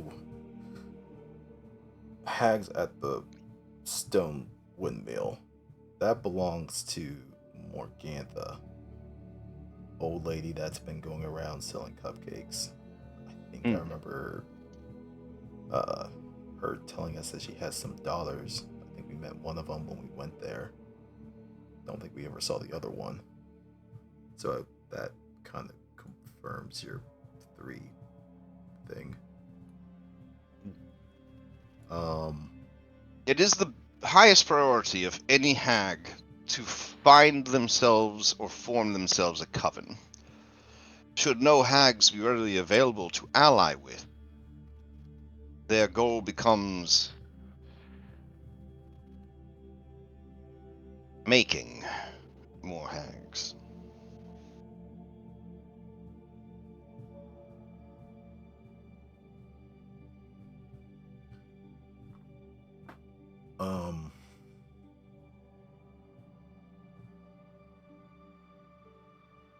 Do they also make deals? Yes, but these are the sorts of deals that cost you an arm and a leg, or perhaps your sense of taste. Perhaps you'll never have children, or such children will always be born dead. Perhaps they take from you your final breath, and you think, how bad could that be? Trust me. Any deal you strike with them will not be in your favor. Darius looks at Tiernan. Remember Eric? I do.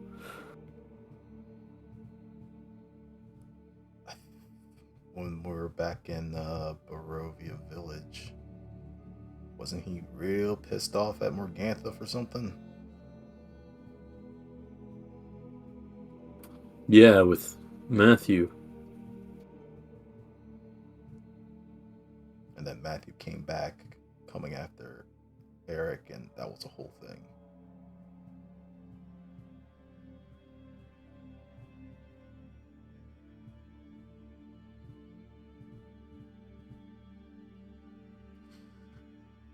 Fuck.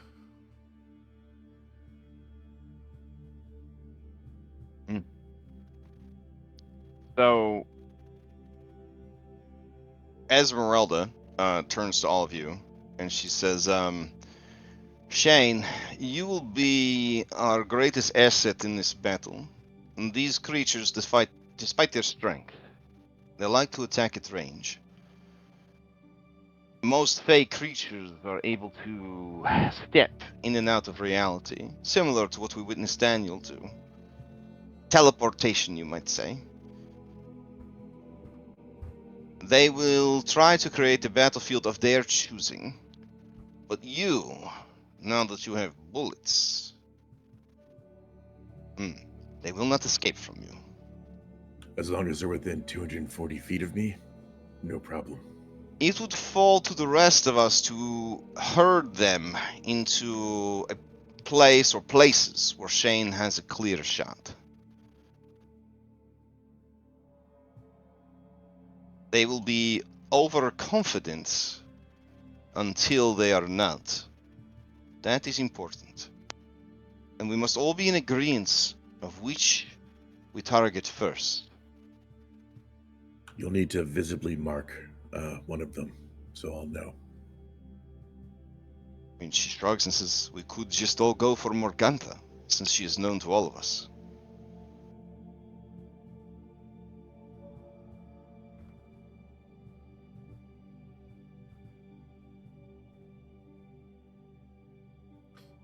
You know if the hags have any like weaknesses or anything?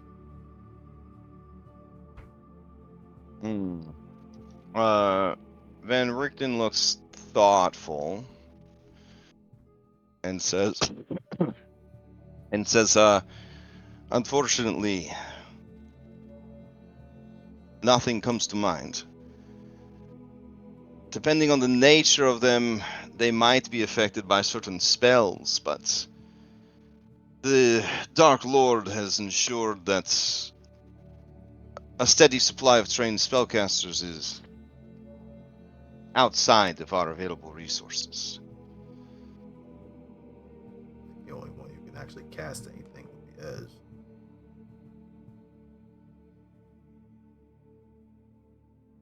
And he says, there is a spell, a sort of binding, that could be used, but it takes time to set up. It is a magic circle. I can teach Esmeralda the spell, or at least the ritual, but it will take some time. Is that time you have?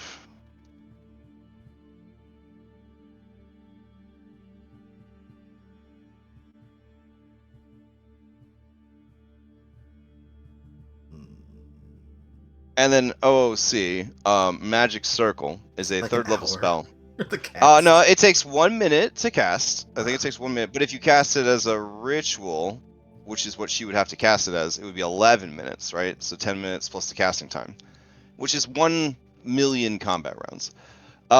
You create a 10-foot radius, 20-foot tall cylinder of magical energy centered on a point in the ground. Glowing runes appear where the cylinder intersects with the floor or other surface. And you can choose one type of creature: celestials, elementals, fey, fiends, or undead. The circle affects a creature of the chosen type in the following ways. They can't willingly enter the cylinder by non-magical means. If the creature tries to use teleportation, to do so, it has to make a charisma saving throw. The creature has disadvantage on attack rolls against targets within the cylinder, and targets within the cylinder cannot be charmed, frightened, or possessed by the creature. So, like, it ain't great, and if they have the ability to teleport, and they have decent saves, they might escape, but it could be useful. Also, cost 100 gold to cast the spell, because of the reagents. So, there are times and places where Magical Circle is exactly what you need. But yeah, it would take another day. You'd have to stay here for 1 more day for him to teach her the ritual for Magic Circle.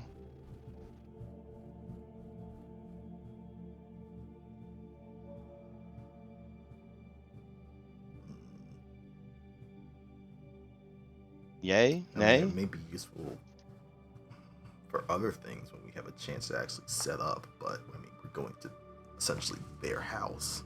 Right. If we could play the field on our terms, that'd be a different story. I mean, maybe that could be useful for something else down the line, but probably not for this.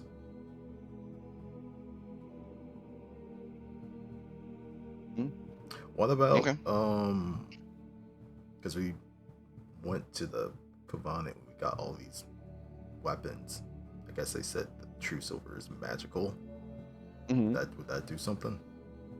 Oh, well, when you mentioned that, he says, well, they have no known weaknesses, but they do have many things they are resistant to. As magical creatures, they would take less. They would be harmed less by weapons that are not silver, cold iron, or made magical. They may have other resistances related to the elements that they represent.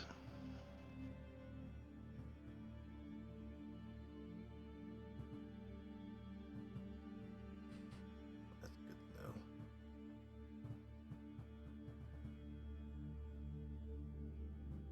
to know. All right, so it sounds like you guys don't want to wait one extra day for Magic Circle? Question mark. So, is the intention to fast travel to the old mill? I want to stop by the ancient megaliths that are close by it and see if they resemble the lightning Sure, thing. it's roughly the same distance. So yeah, that's fine. Ooh, Okay. I guess that's actually Anyone else have anything? That's actually a good question because I think we had already left Crescent. Damn, because I think you had mentioned you wanted to talk to Davian about the whole ritual stuff, didn't you? Nathan. Yeah. Oh, he would have told you similar to what the Kavani told you, that there is an elder, a shaman of the southern Kavani tribes up in Mount Gakis that holds the knowledge and secrets of the ritual.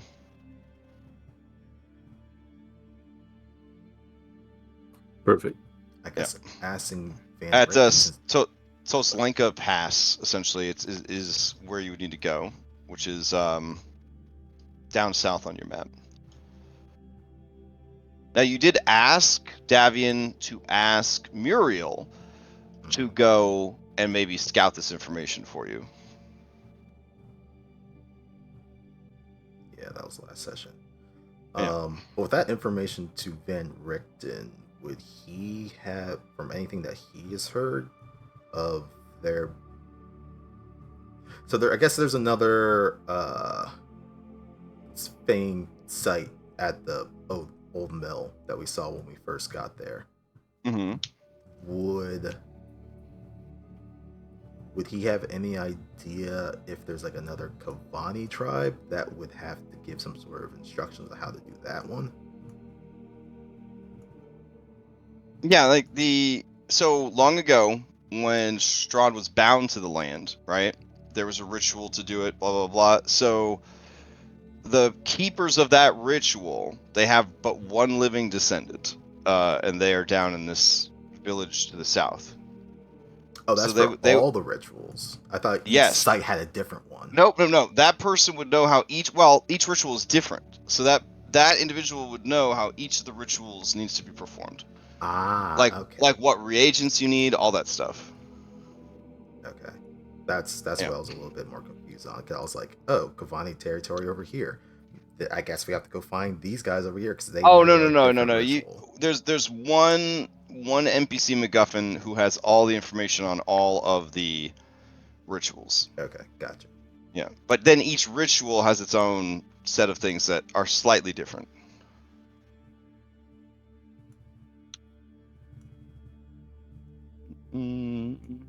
All right, then I will go ahead and calculate your travel distance. Should we stop by Valakai and actually get our cart? You could do everything in a row. Jenny, Valakai, and then on to the Stone Grinder.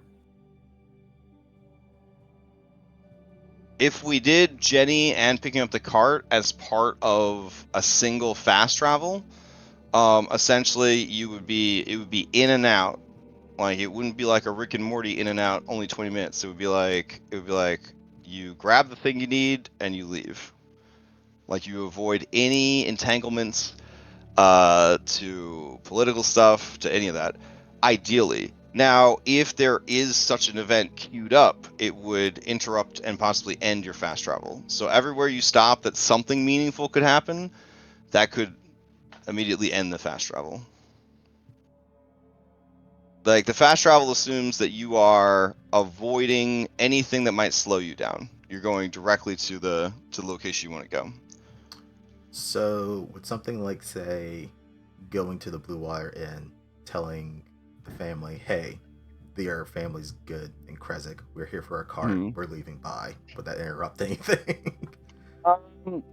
Probably a better way to do that would be to like pay like a gate guard or something to deliver a message for you. But then there's to run the risk of them reading the message, as long as you don't, mind that. Like kind of get like a courier.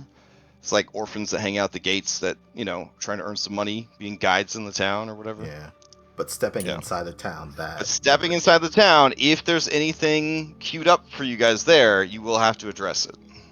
Ooh, Daniel could leave a thieves' cant message for Bram Mardukov. Ooh. If you need it to be secret. That's pretty slick. Mm. All right, so is that the case then? You do want to try to at least drop off word in Valkai and get your cart. Yeah. But is your goal to avoid any entanglements in what is happening in Valkai right now? I think that's wise. Yeah. Okay. All right. So then you would essentially just hire some kid at the gate, like drop off your message, have them bring the wagon to you guys, and then you guys get the fuck out of there. Okay. All right. So wagon and news. That shouldn't be a problem. All right. You mentioned Jenny. What's the situation with Jenny? Daniel would want to stay and chat a while, so maybe when we next swing around. Okay. All right. So any other pit stops on the way in? No? Okay. So let's see. 8 plus 8 plus 5, and then you pass through a crossroads and a town, so that would add 2 more. So that'd be 23 hours of travel altogether. Okay. Well, not 23 hours, but well, yeah, the town would actually take some time. So, you guys can go. Let's see, 16 minus 20. All right, yeah, you will arrive at the megalith with 1 hour of travel energy, for lack of a better term, left. 5th Age of Magic stuff. So any travel past an hour after that, which that hour could bring you to the windmill essentially, you guys would be having to roll checks. Seems pretty good though overall. All right, so let's go ahead and do this thing. All right, campfire travel. Maybe we got some other, like some travel-y music, something that, it's going to be safe. It's going to be a fun time. Let's see if we could find that.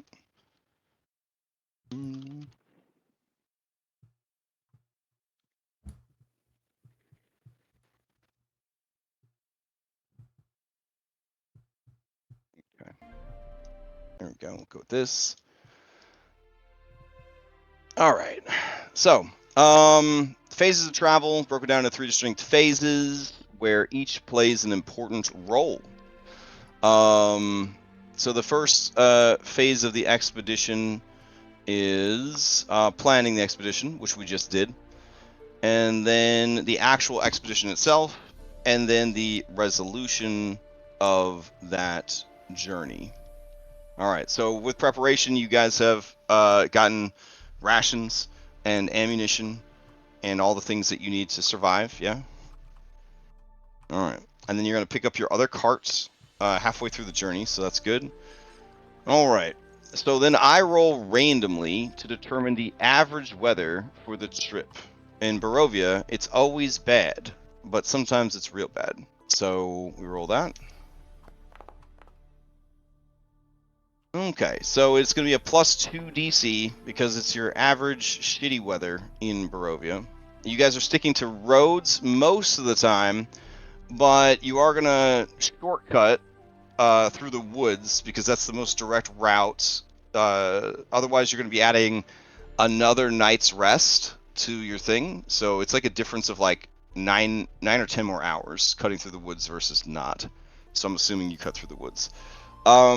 So then total, your DC for travel is only going to come in at a 14 overall. It's not bad. All right. So calculate the route.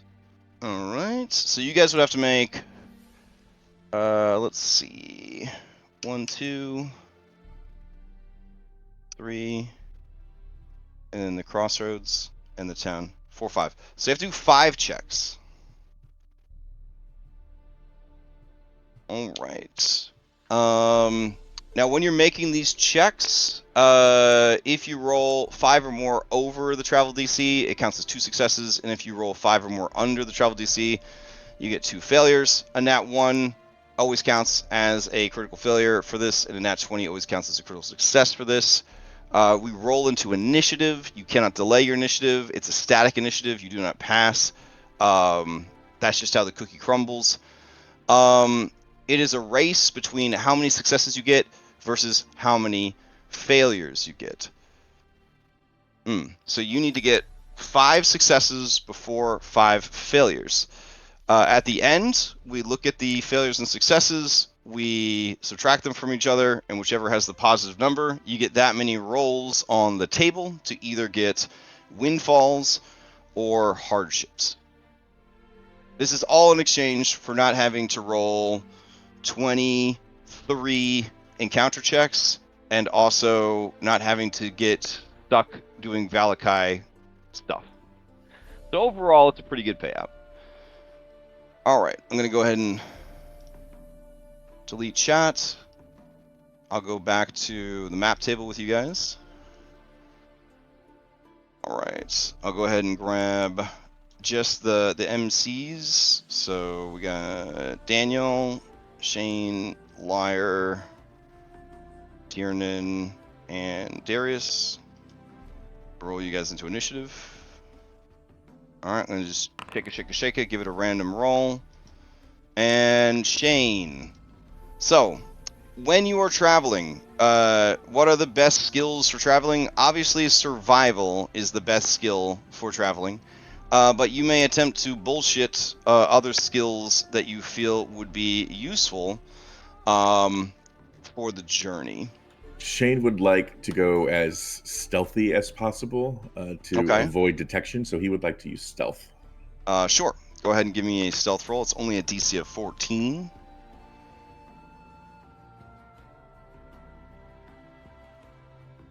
All right. That is a success by 5 or more. So you're already at 2 out of 5. Not Nice. bad. All right. Liar, what are you bringing to the table? It's going to be based off kind of the opposite of what Tiernan's going to do. So, because his wisdom's a bit higher than mine. So, do you want me to use survival or perception, Tiernan?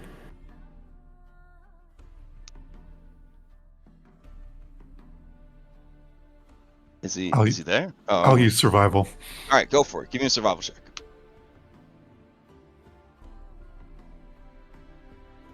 Okay, that is not a success. All right, so that puts you at 1 fail and 2 successes. All right, Darius, how are you contributing towards the journey? Darius back? No, he's still AFK? All right, we'll skip Darius for now. Tiernan, are you there? Yeah, Okay. I can do the keep an eye out for danger check. Okay, yeah, give me a perception check. Oh my goodness, yeah. So that is going to be 2 successes. You guys are at 4 out of 5 successes, 1 out of 5 failures. Daniel, to you. All right, they took all my good skills. So, but we'll do some athletics work. You know, getting over obstacles, helping everyone over those those down trees, keeping everything smooth. Okay. All right. That is enough. So that is 5 successes with only 1 failure. That's incredible. Okay. So that brings us to you guys reaching your destination after 22 hours. It counts as 23 because of the crossroads you went through. So let's see. You would have stayed the night at the tower. So fast forward that. Then you would have headed out. So 1, 2, that's 10, 15, 20. And then I'll assume that you guys want to arrive at a slightly decent time. So maybe you guys wake up hella early. Yeah, we'll have you get there around 8:30 in the morning. That's cool. We'll account for like short resting and setting up tents and breaking shit down and all that kind of stuff. All right, so then we head over to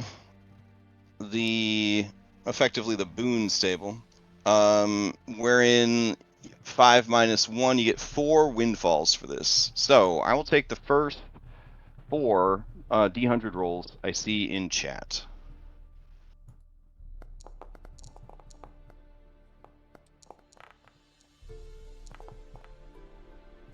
Okay, there we go. So 63. All right. That's cool. During the journey, the weather turns good. Maybe the best since you've gotten to Barovia, and you feel that it will stay for a while.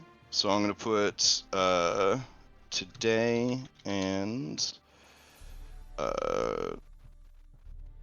2 more days. Good weather. Well, that's actually a pretty good boon in Barovia. All right, I'll go ahead and pin that. Let's see. The next thing that happened, 95. Oh, okay. All right. So during the journey, you guys happen upon a giant's hunting party. Fortunately, you are able to avoid notice and not be otherwise waylaid by them. So hold on a second.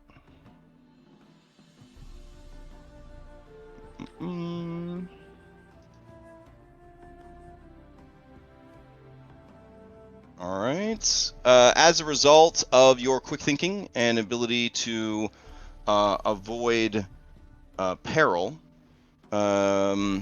you as a group feel a harmonious balance. So the next time you make a save or check that involves dexterity or forced movement, such as being pushed or knocked prone, you will have advantage to that roll. Well, that's kind of cool. All right.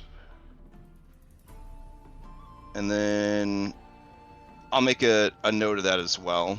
There's like so many results that I don't have them like built in as convenient effects at this time. All right, let's see. 26. Sure strike. Ooh. Oh wait, hold on. Wrong table. Here we go. Nature's Bounty. You guys were able to forage for rare herbs worth 90 gold. Wow. So you could take the actual herbs, or I can just give you 90 gold. Which would you prefer? Money. Money? Do you guys just want money? I heard money. All right, add 90 gold to your wagon. Do herbs sell the same as trade goods, where they're just a flat price?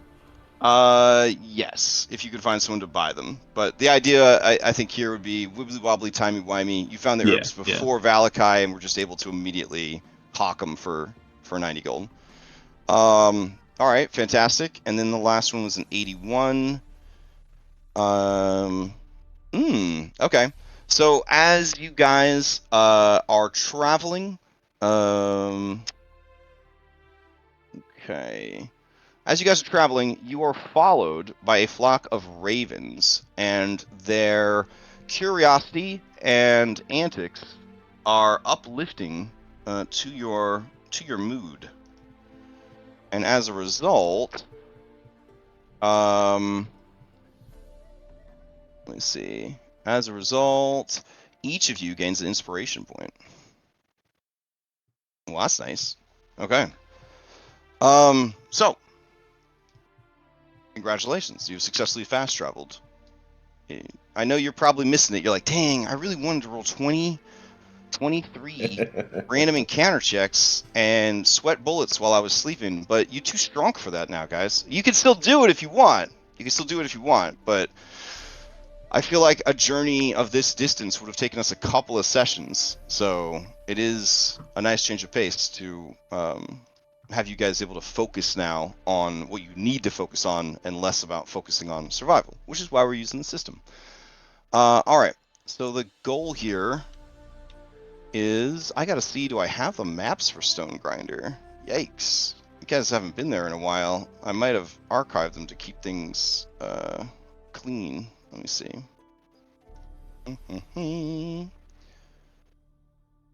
All right.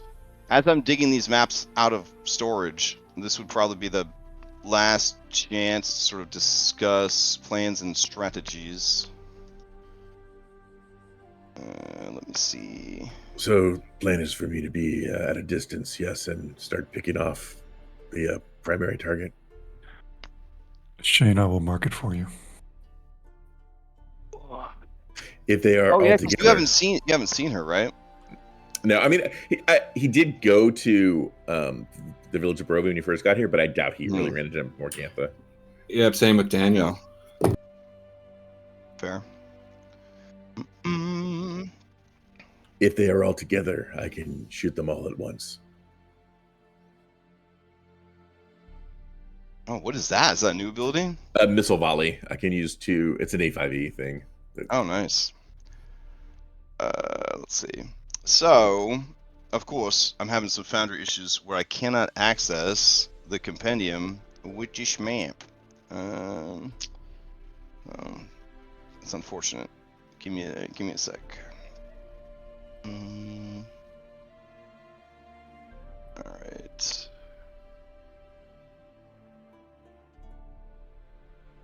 Did you guys see Kresik had silver bullets for 5 gold apiece?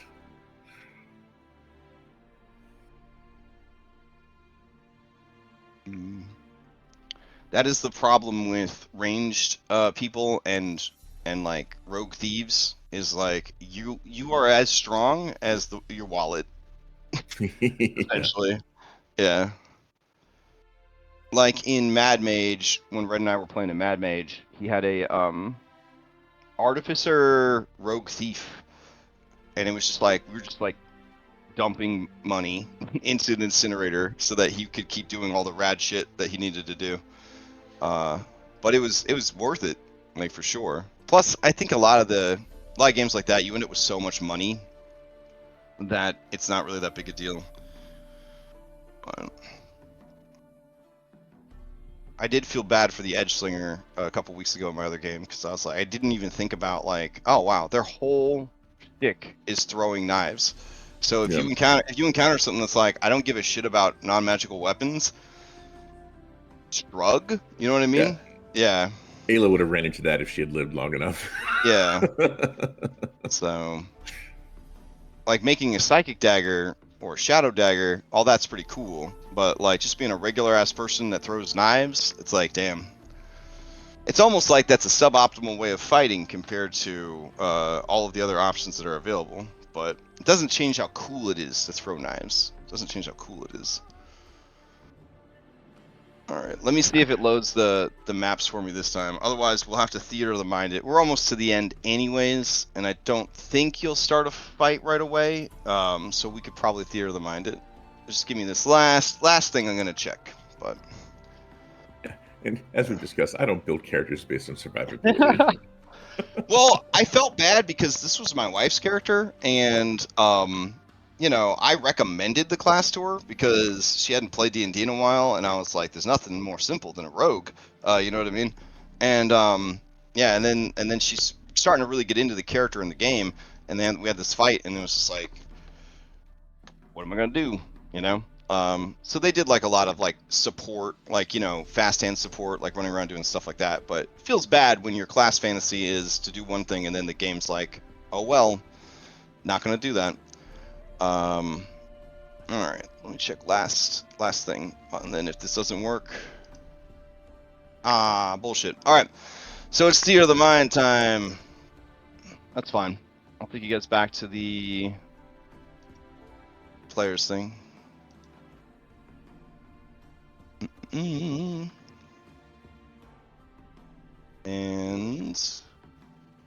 let's see.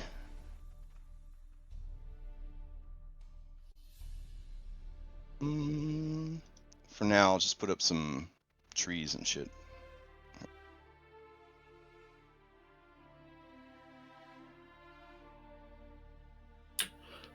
All right. So, how are we gonna draw these ladies out, yo?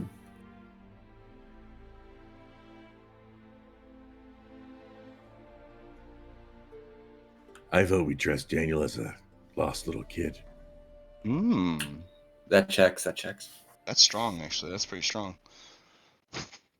So, your pit stop, which is slightly northwest of the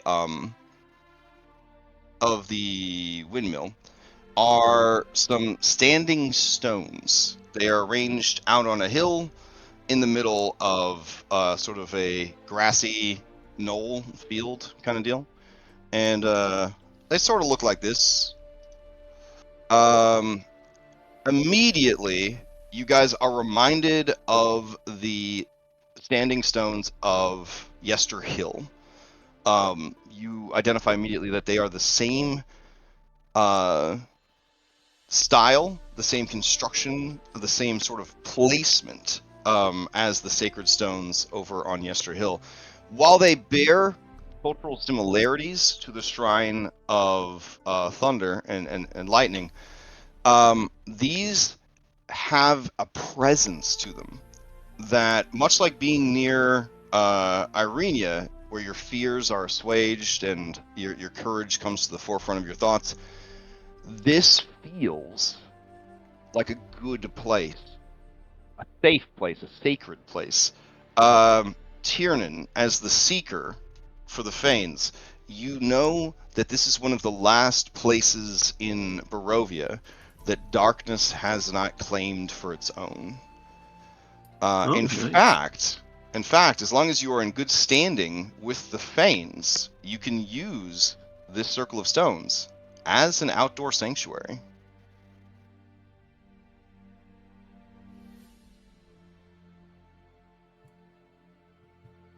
It is strange to have such a good and right place so near to a place of evil and corruption. Esmeralda explains to you that these stones likely were used by the ancient peoples of the original land, Sonoros, the land that was before Barovia.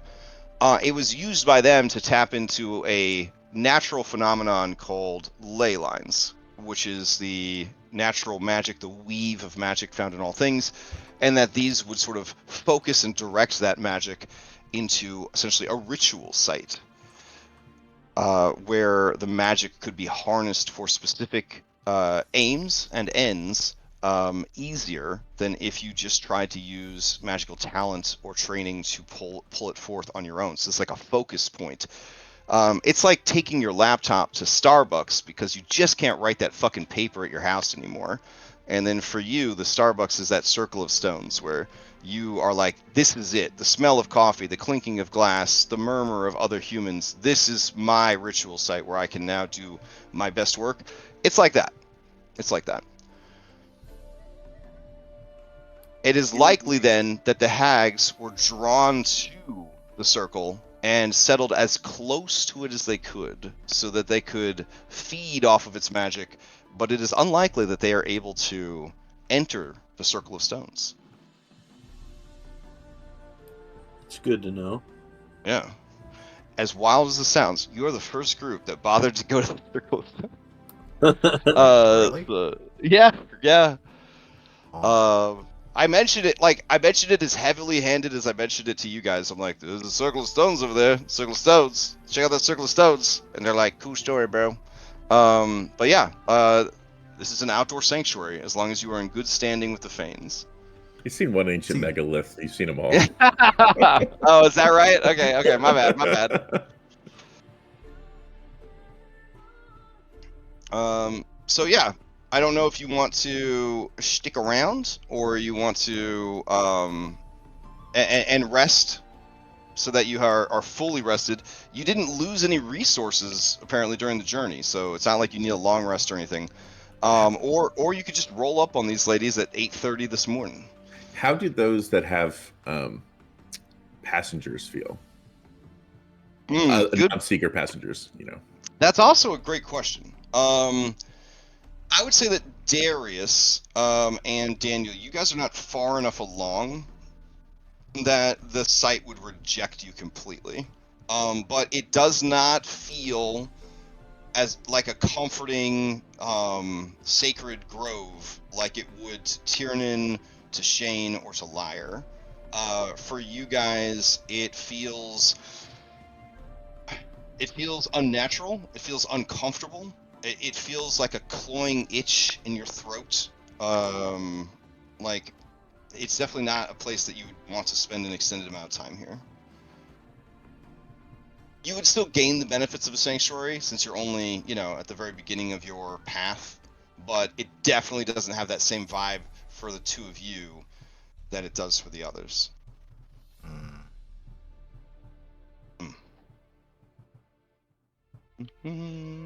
Are we able to see the windmill from where we are? Yes. Yes, you are. Let's see. Oh. And wow. I remember, I don't know if Darius would, but Morgantha goes around with a cart. Would we see a cart at the windmill? Let's see. Yes, you would see a car parked, not a car, a cart parked to the side of the structure. Just, it's a little cart. You guys would need to get closer to kind of get a better sense of it, but Right. with overspec perception man, you guys could go up and you could hear his eyeballs sort of like zooming in or whatever. Here you go. Look, it finally loaded, everybody, just in time. Yeah, so you guys are over here, and you're, like, peeking on them. Look at that. That's exactly what we're doing right now. It's incredible. So yeah, you would see the cart kind of parked off to the side here. You do, see and hear, the sounds of pigs, and ravens. Pigs. Yeah. And you do smell on the breeze the absolutely scrumptious smell of savory pies and delicious sweets. Oh, something smells good.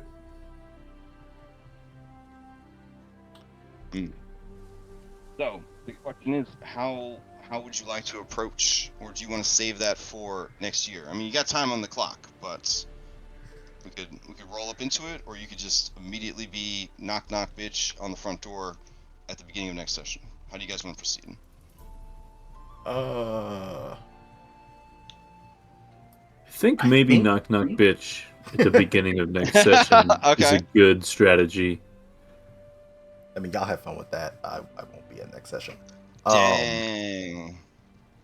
Oh, in that case, as you guys are standing at the Circle of Stones, preparing, whatever shenanigans you have prepared, whether you're going to try to deliver a bamboozle, whether you're going to try to Navy SWAT team this shit, whether you're going to send in an emissary who won't get shot 2 times this time, like whatever you're gonna do while you're thinking about that, Tiernan, you hear quiet footfalls behind you, and you smell sort of the hint of rotting meat and death. Darius, you, with a rumble in your tummy, know that a corpse approaches. As you guys turn to look, see. I don't know, we'll find out in January. So Ah, you that's where, fucker! that's where we'll end for the year. All right. Probably Shane's friend Carl. I was just waiting for it to be Anna. That's what my thoughts were. Oh damn! So that ends our year of Curse of Strahd. We will continue in the new year, so we're off for the next 2 weeks. Take heart, all of my games are off for 2 weeks. We were going to sneak in an extra sunset on Monday, but I got to attend some driver's ed with the kid. So apparently the orientation day, the parents have to stick around. So no more games. Last game I'm going to run is tonight, Mythic Odyssey, session 150 of Mythic Odyssey. Yeah, but we've been going at this shit for a while. Yeah, I have. 150. I will confess, in 30 years, 150 is the longest campaign I've ever run. I believe Mythic, is the longest game I've ever run. Prime, with the post-game content, came in at like what, I think 140 something like that. So yeah, you guys are now. Yeah, well in the lead. Skull and Shackles is like 120 or something like that. Yeah, fair. But yeah, that's over 525 hours of Dungeons and Dragons storytelling. So kind of wild that it's also the same group we started with. Yeah, that part is insane. Yeah, no one has quit. No one has had to quit. Everyone is still going. So it's pretty nuts. It's pretty nuts. Yo, we started and completed Red Hand. Yeah. That time frame, y'all still going. I mean, Witchlight came and went in full swing. I think all of Hero Quest came and went. That was one game a month for 14 months. That came and went during that time. Monster Hunter with Dom came and went. So yeah, this is a long fucking game. But it's really starting to all kind of converge with a lot of it's good. I'm very happy with it. So this game, my other Nightfall, Classic and Mythic, they will be my last 5e games that I run. Asterich or whatever, probably. So I do want them to be fun, and I do want to enjoy and embrace the systems that we've made for it. I've been reading the end of year stuff, and I know that I was going through some shit this year of a game that I've loved for 30 years, basically just kind of being fucked over by its owners, and then the community not knowing what to do and trying other things and all of that. And I tried too hard to fix something that one, I wasn't even going to stick around for that long, and two, I don't think needed to be fixed any more than it was. I needed to just let it be what it was. And I do apologize to everybody for constantly trying new rules and updating it mid-campaign and all that kind of stuff. My goal over the break is to just dial back a lot of the changes that were made that people don't like, stick with the ones that people do like, and then it is what it is.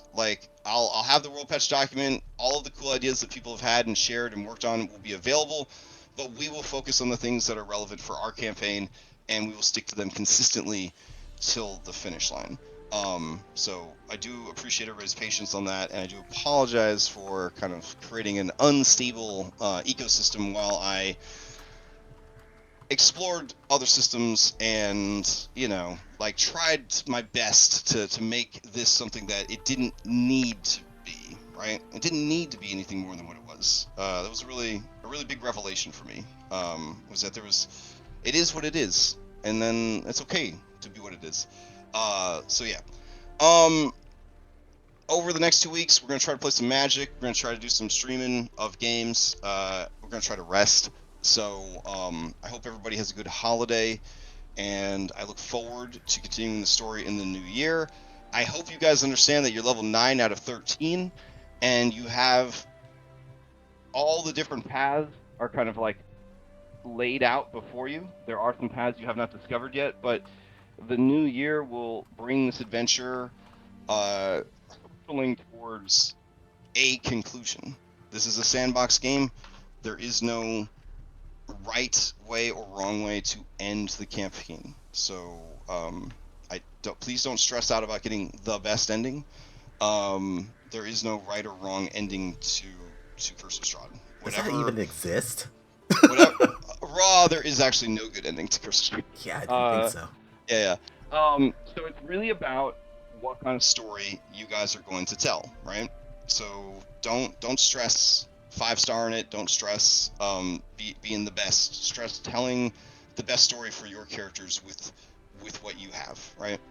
So, and I think you guys will, because you're a fantastic group. The amount of fanspo that you guys generate should tell you guys that you know, there are people who really appreciate you guys and what you are doing. So, you know, bravo, good shit. Everyone loves a car wreck. It's that nightmare telenovela feel we bring. So, with all that said on my part, does anyone have any final announcements or parting words before we adjourn for the whole year? Thanks for running for what has been a nightmare roller coaster so far. No problem. Looking forward to picking up next year. So looking forward to picking this up next year, and best of luck, guys, on starting this fight. Listen, I can play your guy for you. You stand up front and you get hit a lot. Easy. I mean, you're not wrong. I'll just pretend you're a boss monster. I'll just put you up front and let you get the shit kicked out of you. Like, there you go, did it. Excellent. Okay. Anyone else have anything before we adjourn? Any one shots? Like Leah's running a one shot on the 22nd. I think there's room for one or two more. If you want I wanted to play in that so bad, but I'm gonna be gone. All right. Well, if anybody has anything, this is your last chance. If you're looking for people to play games with over the holidays or anything, otherwise, happy holidays, happy New Year. See you around the Discord. Continuing this in January.